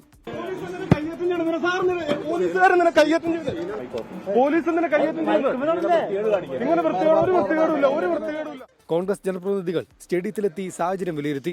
നവീകരണത്തിൽ അഴിമതിയും തട്ടിപ്പും ആരോപിച്ച് കോൺഗ്രസ് BJP നേതാക്കൾ. ഒരു ഷെയ്ഡി ഡീൽ ഈ മെസ്സിയുടെ വരവുമായി ബന്ധപ്പെട്ട് നടന്നിട്ടുണ്ടോ എന്ന് ഞങ്ങൾ സംശയിക്കുകയാണ്. ഇതൊരു സ്പോർട്ടിംഗ് ഇവന്റ് എന്നതിനപ്പുറമായി ഒരു ബിസിനസ് ഡീലായി ചില ആളുകൾ കാണാൻ ശ്രമിക്കുകയാണ്. യഥാർത്ഥത്തിൽ സർക്കാരിന്റെ റോൾ എന്താണ് ഇതിൽ? ഇടയ്ക്ക് മെസ്സി വരുമെന്ന് പറയുക, ഇടയ്ക്ക് വരില്ല എന്ന് പറയുക. അപ്പോൾ ഇതിനെ സംബന്ധിച്ച് ജനങ്ങൾക്ക് സംശയമുണ്ട്. ആ സംശയം ദൂരീകരിക്കാൻ ആവശ്യമായിട്ടുള്ള അന്വേഷണം നടത്തണം എന്നുള്ളതാണ് BJPയുടെ ആവശ്യം. സ്പോൺസറുമായുള്ള കരാർ വ്യവസ്ഥ എന്താണെന്ന് സർക്കാർ വ്യക്തമാക്കണമെന്ന് വ്യാപാരി വ്യവസായ ഏകോപന സമിതിയും ആവശ്യപ്പെട്ടു. GCDAയുമായി കരാറിലതാണ് സ്പോൺസറുടെ വിശദീകരണം. കാട് മൂടി പിടിച്ചൊരു പ്രേതാലയം പോടുന്ന കിടന്ന സ്ഥാനത്തിന്റെ അകത്ത് ഇവിടെ ഇത് ഇത്രയും വെളിച്ചം വന്നില്ലേ, ഇത്രയും വൃത്തിയായില്ലേ? നവംബർ മാസം 30-ാം തീയതി നിങ്ങൾ വന്ന് നോക്കൂ. കൊച്ചി സ്റ്റേഡിയം ഒരു ഇന്റർനാഷണൽ ലെവൽ FIFA അപ്രൂവോടുകൂടി ഉണ്ടാവും. അതെന്റെ വാക്കാണ്. നിങ്ങൾക്ക് ഇന്റർനാഷണൽ ലെവലിൽ FIFA അപ്രൂവൽ കിട്ടിയ സ്റ്റേഡിയം ഇല്ലെങ്കിൽ നിങ്ങൾ പറയുന്ന പണി ഞാൻ എടുക്കും. സ്റ്റേഡിയം നവീകരണ വിവാദത്തിന് പിന്നാലെ GCDA അടിയന്തര യോഗം വിളിച്ചു. സ്റ്റേഡിയത്തിന്റെ അറ്റകുറ്റപ്പണി തീർന്നില്ലെങ്കിൽ ഹോം ഗ്രൗണ്ട് ഹൈദരാബാദിലേക്കോ അഹമ്മദാബാദിലേക്കോ മാറ്റാനാണ് ISL ക്ലബ്ബായ കേരള ബ്ലാസ്റ്റേഴ്സിന്റെ ആലോചന. തൃശൂരിൽ നിന്ന് സൂരജ് സജിക്കൊപ്പം നിതിൻ അംബുജൻ, 24 കൊച്ചി.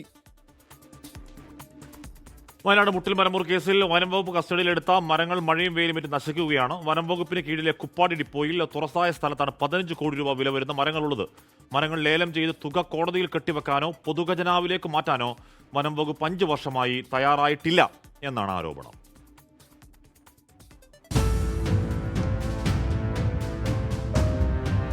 വനം വകുപ്പിന് കീഴിലെ കുപ്പാടി ഡിപ്പോയിൽ നിന്നാണ് ഈ കാഴ്ച. മുട്ടിൽ മരമുറിയിൽ പിടികൂടിയ ഈട്ടി അടക്കമുള്ള സംരക്ഷിത മരങ്ങളുടെ തടികളാണ് ഈ വിധം നശിക്കുന്നത്. 2021 മരങ്ങൾ പിടിച്ചെടുത്ത് ഡിപ്പോയിലേക്ക് മാറ്റിയത്. ഇതിനുശേഷം ഒരു ടാർപോളിൻ ഷീറ്റ് പോലും ഇടാൻ വനം വകുപ്പ് തയ്യാറായിട്ടില്ല. നഷ്ടമാകുന്നത് കോടികളുടെ വിലയുള്ള മരങ്ങളാണ്. 15 കോടി രൂപയാണ് വനം വകുപ്പ് തന്നെ നിശ്ചയിച്ച തുക. 2023 പ്രതികൾ കോടതിയെ സമീപിക്കുകയും മരങ്ങൾ സംരക്ഷിക്കണമെന്ന ഉത്തരവ് വാങ്ങുകയും ചെയ്തിരുന്നു. എന്നിട്ടും നടപടികൾ ഉണ്ടായിട്ടില്ല. എന്താണ് മരം ലേലം ചെയ്ത് ആ പൈസ പൊതുഖജനാവിൽ സൂക്ഷിക്കുന്നതിന് സർക്കാർ നടപടി സ്പീഡാക്കാത്തത് എന്തുകൊണ്ടാണ്? വനം വകുപ്പ് എന്തുകൊണ്ട് ചെയ്യുന്നില്ല?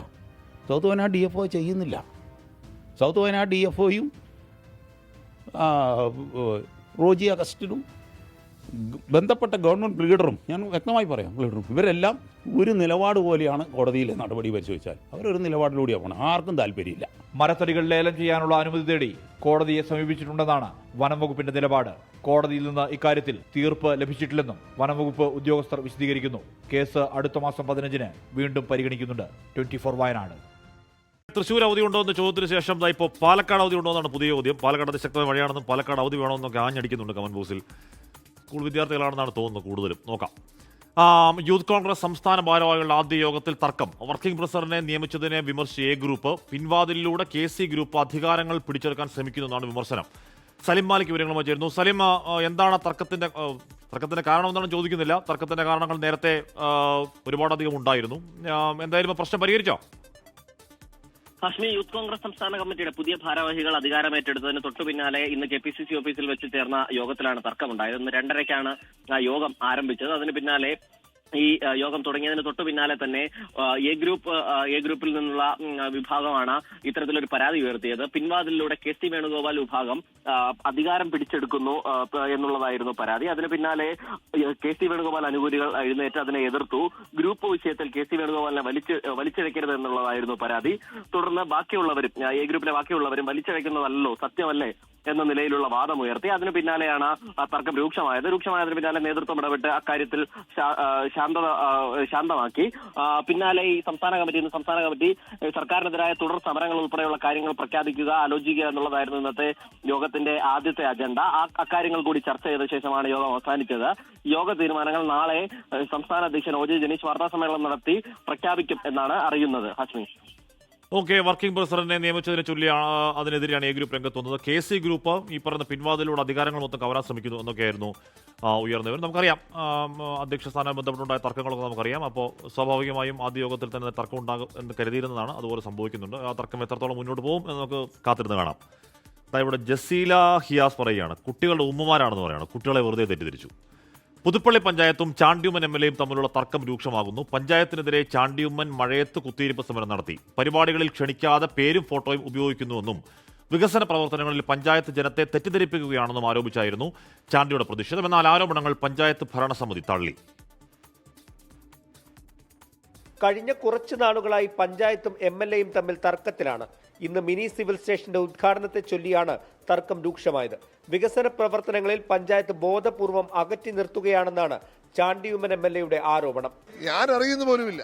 ഇത് എന്റെ പേര് എങ്ങനെ വെക്കുന്നു, എന്റെ ഫോട്ടോ എങ്ങനെ വെക്കുന്നു? അപ്പൊ ആൾക്കാരെ തെറ്റിദ്ധരിപ്പിക്കാനുള്ള ശ്രമം ഈ പഞ്ചായത്തിന് നേതൃത്വം നടക്കുകയാണ്. അത് അംഗീകരിക്കാൻ സാധിക്കത്തില്ല. മിനി സിവിൽ സ്റ്റേഷന് ഉമ്മൻചാണ്ടിയുടെ പേര് നൽകുന്നത് തെരഞ്ഞെടുപ്പ് മുന്നിൽ കണ്ടാണെന്നും ചാണ്ടിയുമ്മൻ ആരോപിക്കുന്നു. അദ്ദേഹം 40 വർഷം മുമ്പ് നേതൃത്വം കൊടുത്ത് ഉണ്ടാക്കിയ കമ്മ്യൂണിറ്റി ഹോളാ. ആ കമ്മ്യൂണിറ്റി ഹോളിന് അദ്ദേഹത്തിന് പേരിടുന്നില്ല. ഇന്ന് പണി പൂർത്തിയാകാത്ത, പണി തുടങ്ങാത്ത ഒരു കെട്ടിടത്തിന് 2ാം ഫേസിന്റെ ഉദ്ഘാടനം എന്ന് പറഞ്ഞ് അദ്ദേഹത്തെ കളിയാക്കുവാനും വലിയ ഒരു അപമതിപ്പ് ഉണ്ടാക്കാനുള്ള ശ്രമമാണ്. ഇത് ഇലക്ഷൻ മുന്നിലോട്ട് കണ്ടുള്ള സ്റ്റണ്ടാണ്, അംഗീകരിക്കത്തില്ല. അതേസമയം ചാണ്ടിയുമ്മന്റെ ആരോപണങ്ങളെ പഞ്ചായത്ത് ഭരണസമിതി തള്ളി. ബഹുമാനപ്പെട്ട MLA പ്രോട്ടോകോൾ പ്രകാരം കത്തുകൾ പ്രിന്റ് ചെയ്ത് ക്ഷണക്കത്തായി ആദ്യം കൊടുക്കും. പിന്നെ 4-5 പരിപാടികളിൽ ഇപ്പം നിരന്തരം അദ്ദേഹം പങ്കെടുത്തിട്ടില്ല.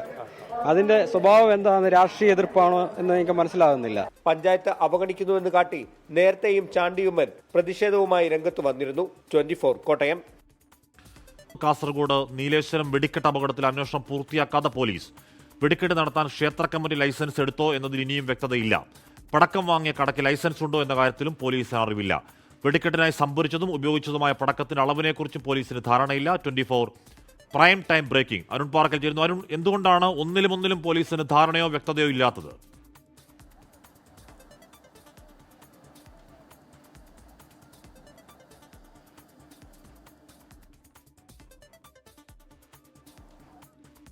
Hashmi, good evening. ഹാഷ്മി, നീലേശ്വരം വെടിക്കെട്ടപകടം നടന്നിട്ട് 1 വർഷം പിന്നിടുകയാണ്. അത് 2024 ഒക്ടോബർ 29 പുലർച്ചെ 12:15 12:30 ഇടയിലാണ് നീലേശ്വരം വെടിക്കെട്ടപകടം നടക്കുന്നത്. 1 വർഷം ആവാറായിട്ടും ഇനിയും ഈ കേസിൽ ഒരു വ്യക്തതയുമില്ല എന്നാണ് ഇപ്പോൾ പോലീസിൽ നിന്ന് നമുക്ക് ലഭിക്കുന്ന വിവരം. അതുമായി ബന്ധപ്പെട്ട പ്രതികൾ 9 പ്രതികളായിരുന്നു. അതിൽ 4 പേരെ പോലീസ് അറസ്റ്റ് ചെയ്തിരുന്നു.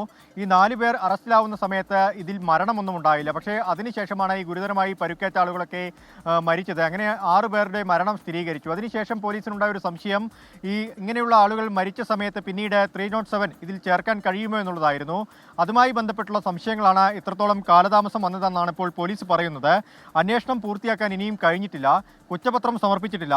ഈ കേസുമായി ബന്ധപ്പെട്ട വെടിക്കെട്ട് നടത്താൻ ക്ഷേത്ര കമ്മിറ്റി ലൈസൻസ് എടുത്തെന്ന കാര്യത്തിൽ ഒരു വ്യക്തതയും പോലീസിനില്ല എന്ന് നമുക്ക് മനസ്സിലാക്കാൻ സാധിക്കുന്നുണ്ട്.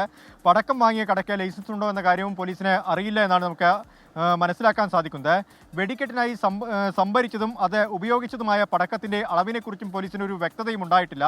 സാക്ഷികളും പരുക്കേറ്റവരും ഉൾപ്പെടെ 160 പേരുടെ മൊഴികളാണ് പോലീസിന് രേഖപ്പെടുത്താനുള്ളത്. അതിൽ പൂർണ്ണമായും ഈ മൊഴിയെടുക്കൽ പോലും ഇനിയും കഴിഞ്ഞിട്ടില്ല. 1 വർഷമായിട്ടും മൊഴിയെടുക്കൽ പോലും കഴിഞ്ഞിട്ടില്ല എന്ന് മനസ്സിലാക്കാൻ സാധിക്കുന്നുണ്ട്. പ്രതികളെ അറസ്റ്റ് ചെയ്യുന്നതുമായി ബന്ധപ്പെട്ട് ഇപ്പോഴും കാലതാമസം നേരിടുകയാണ്. അതായത് 4 പേരെ അറസ്റ്റ് ചെയ്ത് അവർക്ക് ഒരു 3 ദിവസത്തിനുള്ളിൽ ജാമ്യം ലഭിച്ചു. പിന്നീട് ഈ കേസിൽ കൂടുതൽ വകുപ്പുകൾ ചുമത്തി അറസ്റ്റ് ഉൾപ്പെടെയുള്ള കാര്യങ്ങളിലേക്ക് പോലീസ് കടക്കേണ്ടതായിരുന്നു. പക്ഷേ ജാമ്യാപേക്ഷയുമായി പ്രതികൾ ഹൈക്കോടതിയെ സമീപിച്ചു. ഈ ഹൈക്കോടതിയെ സമീപിച്ചതുകൊണ്ടാണ്, ഹൈക്കോടതി ഇതിലൊരു കാലതാമസം വരുത്തുന്നതുകൊണ്ടാണ് ഈ ഒരു തടസ്സമുണ്ടാകുന്നതെന്ന് പോലീസ് വിശദീകരിക്കുന്നുണ്ട്. ഇതിൻ്റെ ഒരു നിയമോപദേശം തേടണം. ആ നിയമോപദേശം തേടിയതിനു ശേഷം വിശദമായ റിപ്പോർട്ട് പോലീസിന് സമർപ്പിക്കേണ്ടതുണ്ട്. അതൊന്നും ഇതുവരെ ഉണ്ടായിട്ടില്ല എന്ന് ജില്ലാ പോലീസ് മേധാവിയും പറയുന്നുണ്ട്. എന്തായാലും ഉടൻ തന്നെ ഇതിലൊരു നടപടി ഉണ്ടാവുമെന്നാണ് ജില്ലാ പോലീസ് മേധാവി ഉറപ്പ് നൽകിയത്. ഉടൻ തന്നെ ഇതിൽ കുറ്റപത്രം സമർപ്പിക്കും. പ്രതികളെ എല്ലാവരും തന്നെ അറസ്റ്റ് ചെയ്യും. 160 പേരുടെയും മൊഴി രേഖപ്പെടുത്തുമെന്നും പോലീസ് പറയുന്നുണ്ട്. ഹാഷ്മി.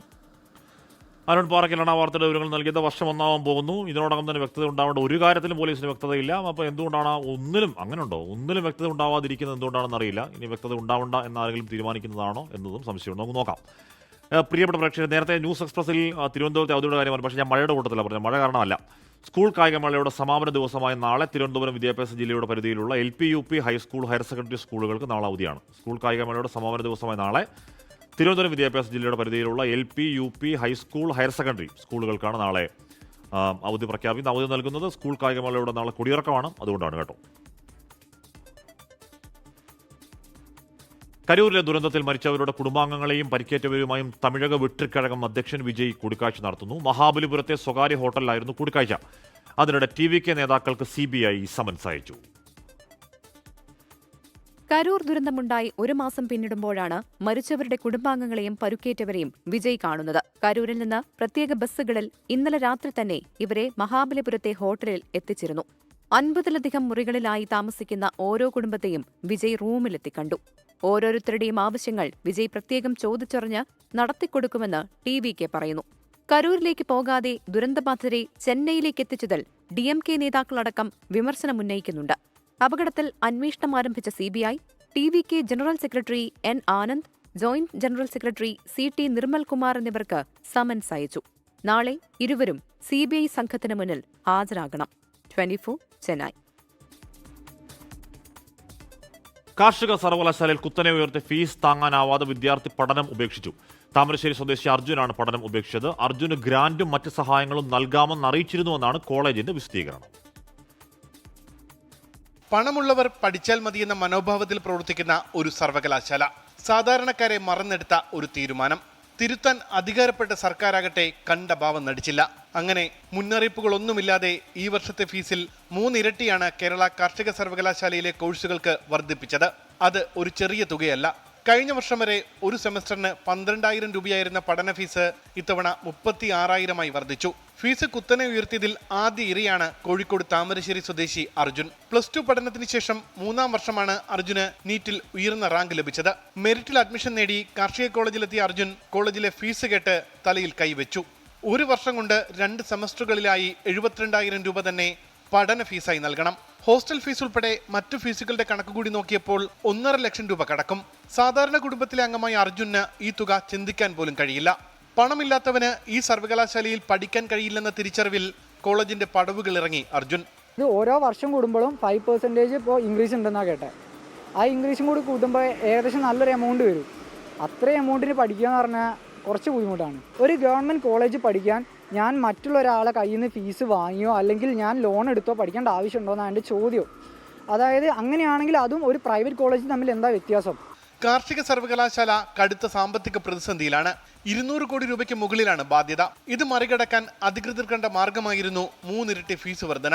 അതായത് സർവകലാശാല ഉണ്ടാക്കിയ ബാധ്യത പഠിച്ചു മെറിറ്റിൽ അഡ്മിഷൻ നേടിയ കുട്ടികൾ ചുമക്കണം.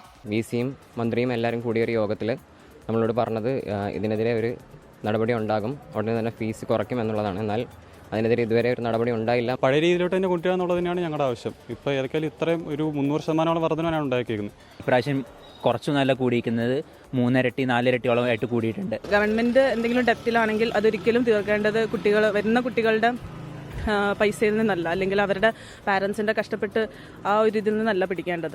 SFIയും KSUയും ഉൾപ്പെടെ എല്ലാ വിദ്യാർത്ഥി സംഘടനകളും സമരവുമായി രംഗത്ത് വന്നെങ്കിലും ഈ തലതിരിഞ്ഞ തീരുമാനം മാത്രം തിരുത്താൻ തയ്യാറായില്ല. അർജുൻ എന്ന വിദ്യാർത്ഥിക്ക് ഈ ഗ്രാന്റ്സിന് അർഹതയുണ്ടെന്നും അടയ്ക്കുന്ന തുക മുഴുവൻ തിരികെ ലഭിക്കുമെന്ന് അറിയിച്ചതാണെന്നും കോളേജ് അധികൃതർ പറഞ്ഞു. ഇത് അംഗീകരിക്കാതെയാണ് TC വാങ്ങിയതെന്നാണ് വിശദീകരണം. എന്തായാലും അർജുന്റെ അനുഭവം ഉൾക്കൊണ്ട് വേഗത്തിൽ തിരുത്തൽ നടപടി സ്വീകരിക്കണം. അല്ല എങ്കിൽ അടുത്ത വർഷം മുതൽ കാർഷിക സർവകലാശാലയിൽ പണമില്ലാത്ത വിദ്യാർത്ഥികൾ അപേക്ഷിക്കാൻ പോലും തയ്യാറാകില്ല. ഉമേഷ് ബാലകൃഷ്ണൻ, 24 തിരുവനന്തപുരം. രാജെന്താ പറയുന്നത്? വിദ്യാഭ്യാസ ലോൺ എടുത്ത് പഠിക്കൂ കൂട്ടുകാരാ, എന്തായാലും ജോലി ഉറപ്പല്ലേ, കൃഷി ഓഫീസർ എന്ന് പറയുകയാണ്. അങ്ങനെ അത്ര എളുപ്പമുള്ള കാര്യമാണോ? എല്ലാവർക്കും ഓരോരോ സാഹചര്യം ആവില്ലേ? മാത്രമല്ല ആദ്യഘട്ടത്തിൽ അങ്ങനെയല്ല, പിന്നീട് ഫീസ് കൂട്ടുമ്പോഴത്തേക്കും പൈസ ഇല്ലാത്തവർ കഷ്ടപ്പെട്ടു പോകില്ല ചേട്ടാ. ഇവിടെ നേരത്തെ ഒരു മണിക്കൂർ മുമ്പൊക്കെ വരെ തൃശ്ശൂർ അവധി ഉണ്ടോ എന്ന് ചോദിച്ചുകൊണ്ട് തൃശ്ശൂരുകാരുടെ തെക്കും തിരക്കുമായിരുന്നു. ഇപ്പോൾ തൃശ്ശൂരുകാർ ഒറ്റ പോക്കാണ്. ഇപ്പോൾ എറണാകുളത്തുകാരും പാലക്കാട്ടുകാരും അവധി ഉണ്ടോ എന്ന് ചോദിക്കുന്നത്. തൽക്കാലം തൃശ്ശൂർ മാത്രമേ അവധിയുള്ളൂ. തിരുവനന്തപുരത്ത് സ്കൂളുകൾക്ക് അവധി. അത് മഴ കാരണമല്ല. എന്താണ് കാരണം? നാളെ കായികോത്സവത്തിൻ്റെ കൊടിയിറക്കമായത് കാരണമാണ് ആ അവധി. യൂത്ത് കോൺഗ്രസ് സംസ്ഥാന നേതൃത്വവുമായുള്ള നിസ്സഹകരണം അവസാനിപ്പിക്കുന്നു അബിൻ വർക്കിയും KM അഭിജിത്തും. യൂത്ത് കോൺഗ്രസ് സംസ്ഥാന അധ്യക്ഷനായ OJ ജനീഷ് ചുമതല ഏറ്റെടുക്കുന്ന ചടങ്ങിൽ ഇരുവരും പങ്കെടുത്തു. ദേശീയ നേതൃത്വത്തിന്റെ ഉറപ്പിന് ശേഷമാണ് അബിൻ വർക്കി ചടങ്ങിൽ പങ്കെടുത്തത്. യൂത്ത് കോൺഗ്രസ് സംസ്ഥാന അധ്യക്ഷനായി OJ ജനീഷും വർക്കിംഗ് പ്രസിഡന്റായി ബിനു ചുള്ളിയിലും ചുമതലയേൽക്കുന്ന ചടങ്ങിലേക്ക് KM അഭിജിത്ത് നേരത്തെ എത്തി. ചടങ്ങ് തുടങ്ങുന്നതിന് തൊട്ടുമുൻപ് അബിൻ വർക്കിയും വന്നു.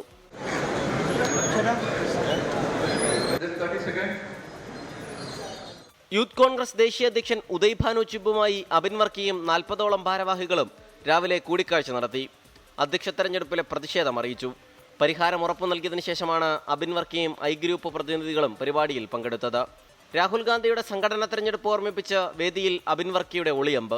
ഒരു തെരഞ്ഞെടുപ്പ് സിസ്റ്റത്തിലൂടെ നമ്മളൊക്കെ കടന്നു വരുമ്പോൾ ശ്രീ രാഹുൽ ഗാന്ധി നമ്മുടെ മുന്നിലേക്ക് വെച്ച ഒരു വലിയ ജനാധിപത്യത്തിന്റെ ഉൾക്കാഴ്ചയുണ്ട്. ആ ഉൾക്കാഴ്ചയിലൂടെയാണ് നമ്മളൊക്കെ കടന്നു വന്നത്.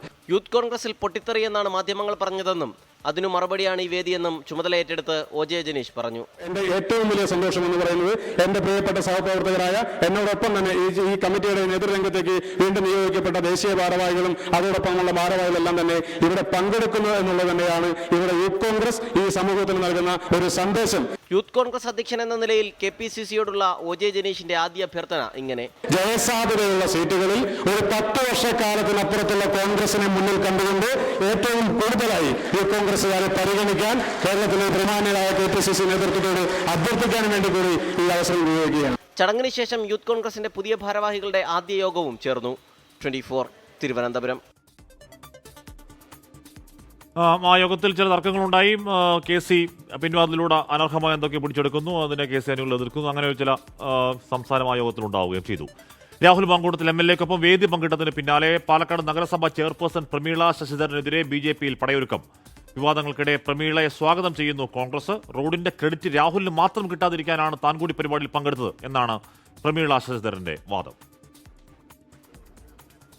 പ്രമീള ശശിധരൻ രാജിവെക്കണമെന്നാവശ്യപ്പെട്ട് BJP ജില്ലാ കമ്മിറ്റിയിൽ ഭൂരിപക്ഷം അംഗങ്ങളും കഴിഞ്ഞ ദിവസം രംഗത്തെത്തിയിരുന്നു.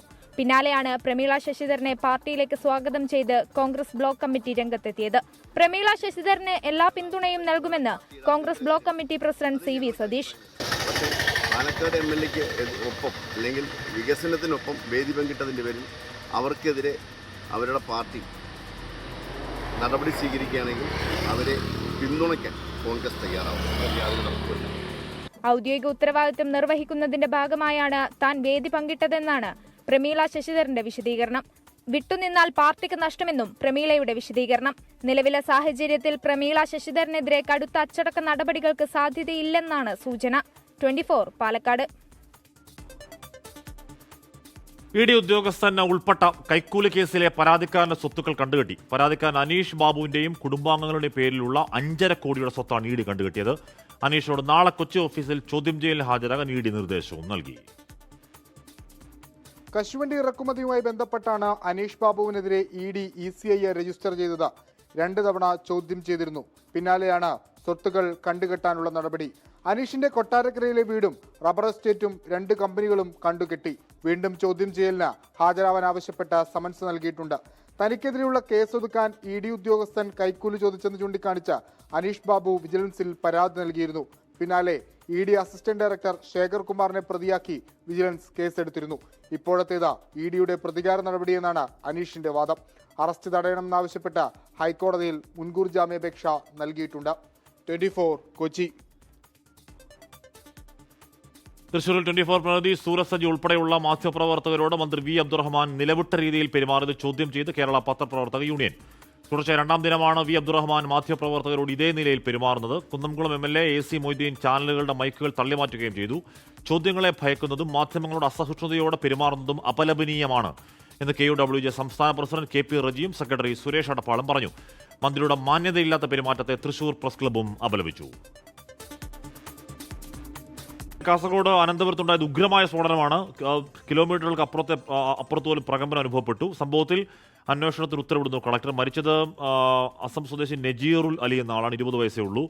ഫാക്ടറീസ് ആൻഡ് ബോയിൽ വകുപ്പിനോട് അന്വേഷണ റിപ്പോർട്ട് നൽകാൻ നിർദ്ദേശം. അന്വേഷണം പൂർത്തിയായ ശേഷം തുടർ നടപടിയെന്ന് കളക്ടർ K ഇമ്പശേഖർ പറയുകയാണ്. നേരത്തെ അവിടുത്തെ ഒരു തൊഴിലാളി ജീവനക്കാരൻ പറയുന്നത് കേട്ടിരുന്നു. അവിടെ ലീക്കുണ്ട്, ടാങ്കിൽ ലീക്കുള്ള കാര്യം നേരത്തെ തന്നെ അവരോട് പറഞ്ഞതാണ്. പക്ഷേ അതിൽ പരിഹാരം ഉണ്ടായില്ല. അതാണ് അപകടത്തിലേക്ക് നയിച്ചെന്നും ഒരാളുടെ മരണത്തിനും 8 പേരുടെ പരിക്കിലേക്ക് നയിച്ചത് ആ അനാസ്ഥയാണ് എന്നുമാണ് മനസ്സിലാക്കാൻ. എന്തായാലും അന്വേഷിക്കുമെന്നും അന്വേഷണ നടപടി ഉണ്ടാകുമെന്നാണ് ജില്ലാ കളക്ടർ ഇപ്പോൾ അറിയിക്കുന്നത്.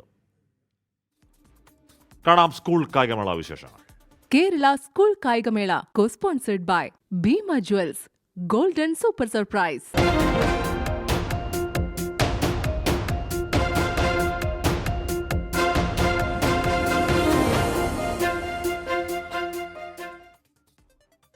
കേരള സ്കൂൾ കായികമേള അത്ലറ്റിക്സിലെ കിരീട പോരാട്ടം അവസാന ദിനത്തിലേക്ക്. മികച്ച ജില്ലയാവാൻ മലപ്പുറവും പാലക്കാടും ഇഞ്ചോടിഞ്ച് പോരാട്ടമാണ്.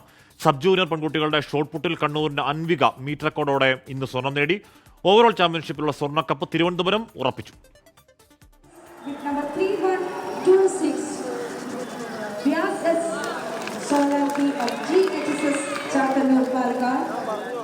അത്ലറ്റിക്സിലെ കിരീട പോരാട്ടം ക്ലൈമാക്സിൽ. അവസാന ദിനത്തിൽ 16 ഫൈനലുകൾ ശേഷിക്കെ നിലവിലെ ചാമ്പ്യൻസായ മലപ്പുറവും മുൻ ജേതാക്കളായ പാലക്കാടും ഇഞ്ചോടിഞ്ച് പോരാട്ടം. 17 സ്വർണം ഉൾപ്പെടെ മലപ്പുറത്തിന് 190 പോയിന്റ്. തൊട്ടുപിന്നിലുള്ള പാലക്കാടിനാകട്ടെ 21 സ്വർണം ഉൾപ്പെടെ 167 പോയിന്റും. സബ് ജൂനിയർ പെൺകുട്ടികളുടെ ഷോട്ട് പുട്ടിൽ കണ്ണൂരിന്റെ അൻവിക മീറ്റ് റെക്കോർഡോടെ സ്വർണം നേടി.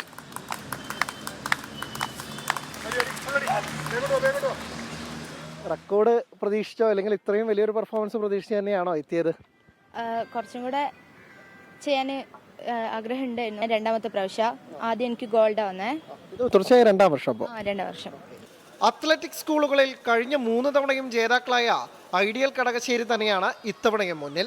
കായികമേളയിലെ പ്രഥമ സ്വർണ്ണക്കപ്പ തിരുവനന്തപുരം ഉറപ്പിച്ചു. 202 സ്വർണം ഉൾപ്പെടെ 180 പോയിന്റാണ് ആതിഥേയർക്ക്. രണ്ടാമതുള്ള തൃശ്ശൂരിന് 870 മാത്രം. കേരള സ്കൂൾ കായികമേള വേദിയിൽ നിന്ന് ടീം 24. സംസ്ഥാന സ്കൂൾ കായികമേളയിലെ ജേതാക്കൾക്കുള്ള സ്വർണ്ണക്കപ്പ് ഘോഷയാത്രയ്ക്ക് ആവേശോജ്വലമായ സ്വീകരണം. തിരുവനന്തപുരം നഗരം ചുറ്റിയാണ് ഘോഷയാത്ര നടന്നത്. സ്വർണ്ണക്കപ്പ് നിർമ്മിച്ച മലബാർ ഗോൾഡിൽ നിന്ന് മന്ത്രി വി ശിവൻകുട്ടി കപ്പ് ഏറ്റുവാങ്ങി. മലബാർ ഗോൾഡിന് മുന്നിൽ നിന്നും ആരംഭിച്ച ഘോഷയാത്രയാണ് നഗരം ചുറ്റിയത്. 111.75 പവന്റെ സ്വർണ്ണക്കപ്പാണ് ഓവറോൾ ചാമ്പ്യൻഷിപ്പ് നേടുന്ന ജില്ലയ്ക്ക് നൽകുന്നത്.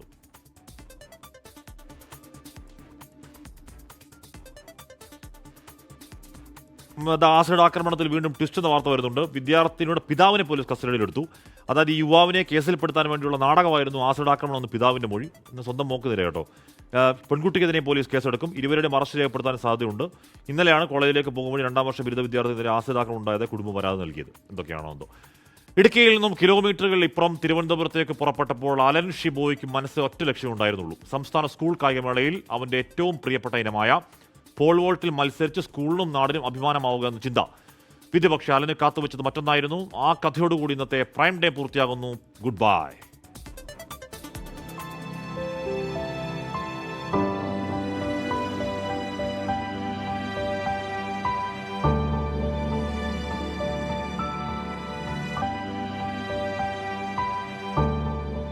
അലൻ ഷിബോയി ഇടുക്കിക്കാരനാണ്. അടിമാലി വള്ളപ്പടി സ്വദേശി. അവൻ എല്ലാവരെയും വിശ്വസിച്ചു. വാർത്തയിൽ മുഖം വരാൻ കള്ളം പറഞ്ഞവരെ തിരിച്ചറിയാനായില്ല.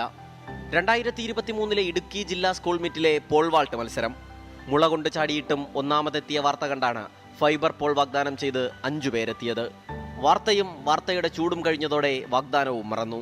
അലൻ പോൾ കാത്തിരുന്നു. വാഗ്ദാനം ചെയ്തവരെ ഓരോരുത്തരെയും വിളിച്ചു നോക്കി. വിദേശത്ത് വീട്ടുജോലി ചെയ്യുന്ന അമ്മയും കൂലിപ്പണിക്കാരനായ അച്ഛനും കൂട്ടിയാൽ കൂടാത്തത് കൊണ്ടാണ് അവൻ അവരെ വിശ്വസിച്ചത്. ഒരു രക്ഷയും ഉണ്ടായില്ല. ആദ്യം എല്ലാവരും വിളിച്ചായിരുന്നു. പിന്നെ 1-2 ആഴ്ച കഴിഞ്ഞപ്പോൾ ആരും വിളിയൊന്നുമില്ല. ആ കേസ് എല്ലാവരും മറന്നു. വിളിച്ചായിരുന്നു, ആരും റെസ്പോണ്ട് ചെയ്തില്ല. ഇത്തവണ കൂട്ടുകാരെ വിശ്വസിച്ചു. സ്വന്തമായി പോളില്ലാഞ്ഞിട്ടും ഇടുക്കിയിൽ നിന്ന് ഒരേ ഒരു മത്സരത്തിനായി വണ്ടി കയറിയത് കൂട്ടുകാരെ വിശ്വസിച്ചാണ്. മത്സരത്തിൻ്റെ തലേന്ന് ആത്മവിശ്വാസത്തോടെ നമ്മളോട് സംസാരിച്ചത് ഇങ്ങനെ: ഞാൻ വേറെ സ്കൂളിൻ്റെ വാങ്ങാം ഓർത്ത് ചാടാന്നോർത്തിരിക്കണം. കഴിഞ്ഞ പ്രാവശ്യം എല്ലാത്തിനും ഫസ്റ്റ് ആയിരുന്നു. ഈ പ്രാവശ്യം സെക്കൻഡൊക്കെ വന്നു. നാളെ അറിയില്ല, ബെസ്റ്റ് ചെയ്താൽ അത്ര നല്ലത്. പ്രതീക്ഷയോടെയാണ് മത്സരത്തിനെത്തിയത്. ആർക്കും പോൾ കൈമാറാൻ പാടില്ലെന്ന് അധ്യാപകർ വിലക്കിയെന്ന് കൂട്ടുകാർ അറിയിച്ചപ്പോൾ അലൻ തളർന്നു.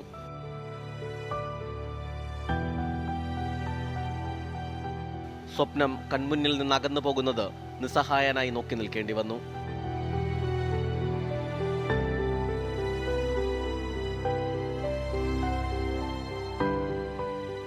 കിട്ടിയില്ല. കിട്ടുമെന്ന് ഓർത്തായിരുന്നേ, പക്ഷേ എന്തൊക്കെയോ കാരണം കിട്ടിയില്ല. പോള് ഷെയർ ആക്കല്ലെന്ന് പറഞ്ഞാണ് അവരോട്. തരുമെന്ന് ഓർത്തായിരുന്നേ. പിന്നെ സാറ് എന്തൊക്കെയോ പറഞ്ഞു അവരോട്. ആദ്യമായിട്ടാണ് സ്റ്റേറ്റ് വന്നിട്ട് മത്സരിക്കാതെ വീട്ടിൽ പോണേ. അടിമാലി SNDP സ്കൂൾ വിദ്യാർത്ഥിയായ അലന് ആകെ പിന്തുണ പഴയ സ്കൂളിലെ കായികാധ്യാപകനായ അമൽ ജോർജ് മാത്രമാണ്. അലൻ ഇപ്പോഴും മനുഷ്യരെ വിശ്വസിക്കുകയാണ്.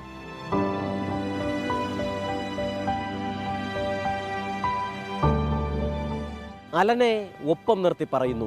പറഞ്ഞു പറ്റിച്ചവരോട് അവൻ കളിക്കളത്തിൽ കണക്ക് ചോദിക്കും. ജീവിതത്തിൽ അലൻ ചാടിയെത്തുന്ന ഉയരം വിജയിച്ചവൻ്റേതു തന്നെയാകും. ക്യാമറാമാൻ സന്തോഷ് ചെഗവർക്കും യദുകൃഷ്ണനുമൊപ്പം സലിം മാലിക്, 24 തിരുവനന്തപുരം. ലോകത്തെവിടെയായാലും ഏത് സമയത്തും 24 വാർത്തകളും ഓഗ്മെന്റഡ് റിയാലിറ്റി പാക്കേജുകളും എക്സ്പ്ലെയിനറുകളും വിശദമായി കാണാൻ ഞങ്ങളുടെ യൂട്യൂബ് ചാനൽ നിങ്ങൾക്ക് സബ്സ്ക്രൈബ് ചെയ്യാം.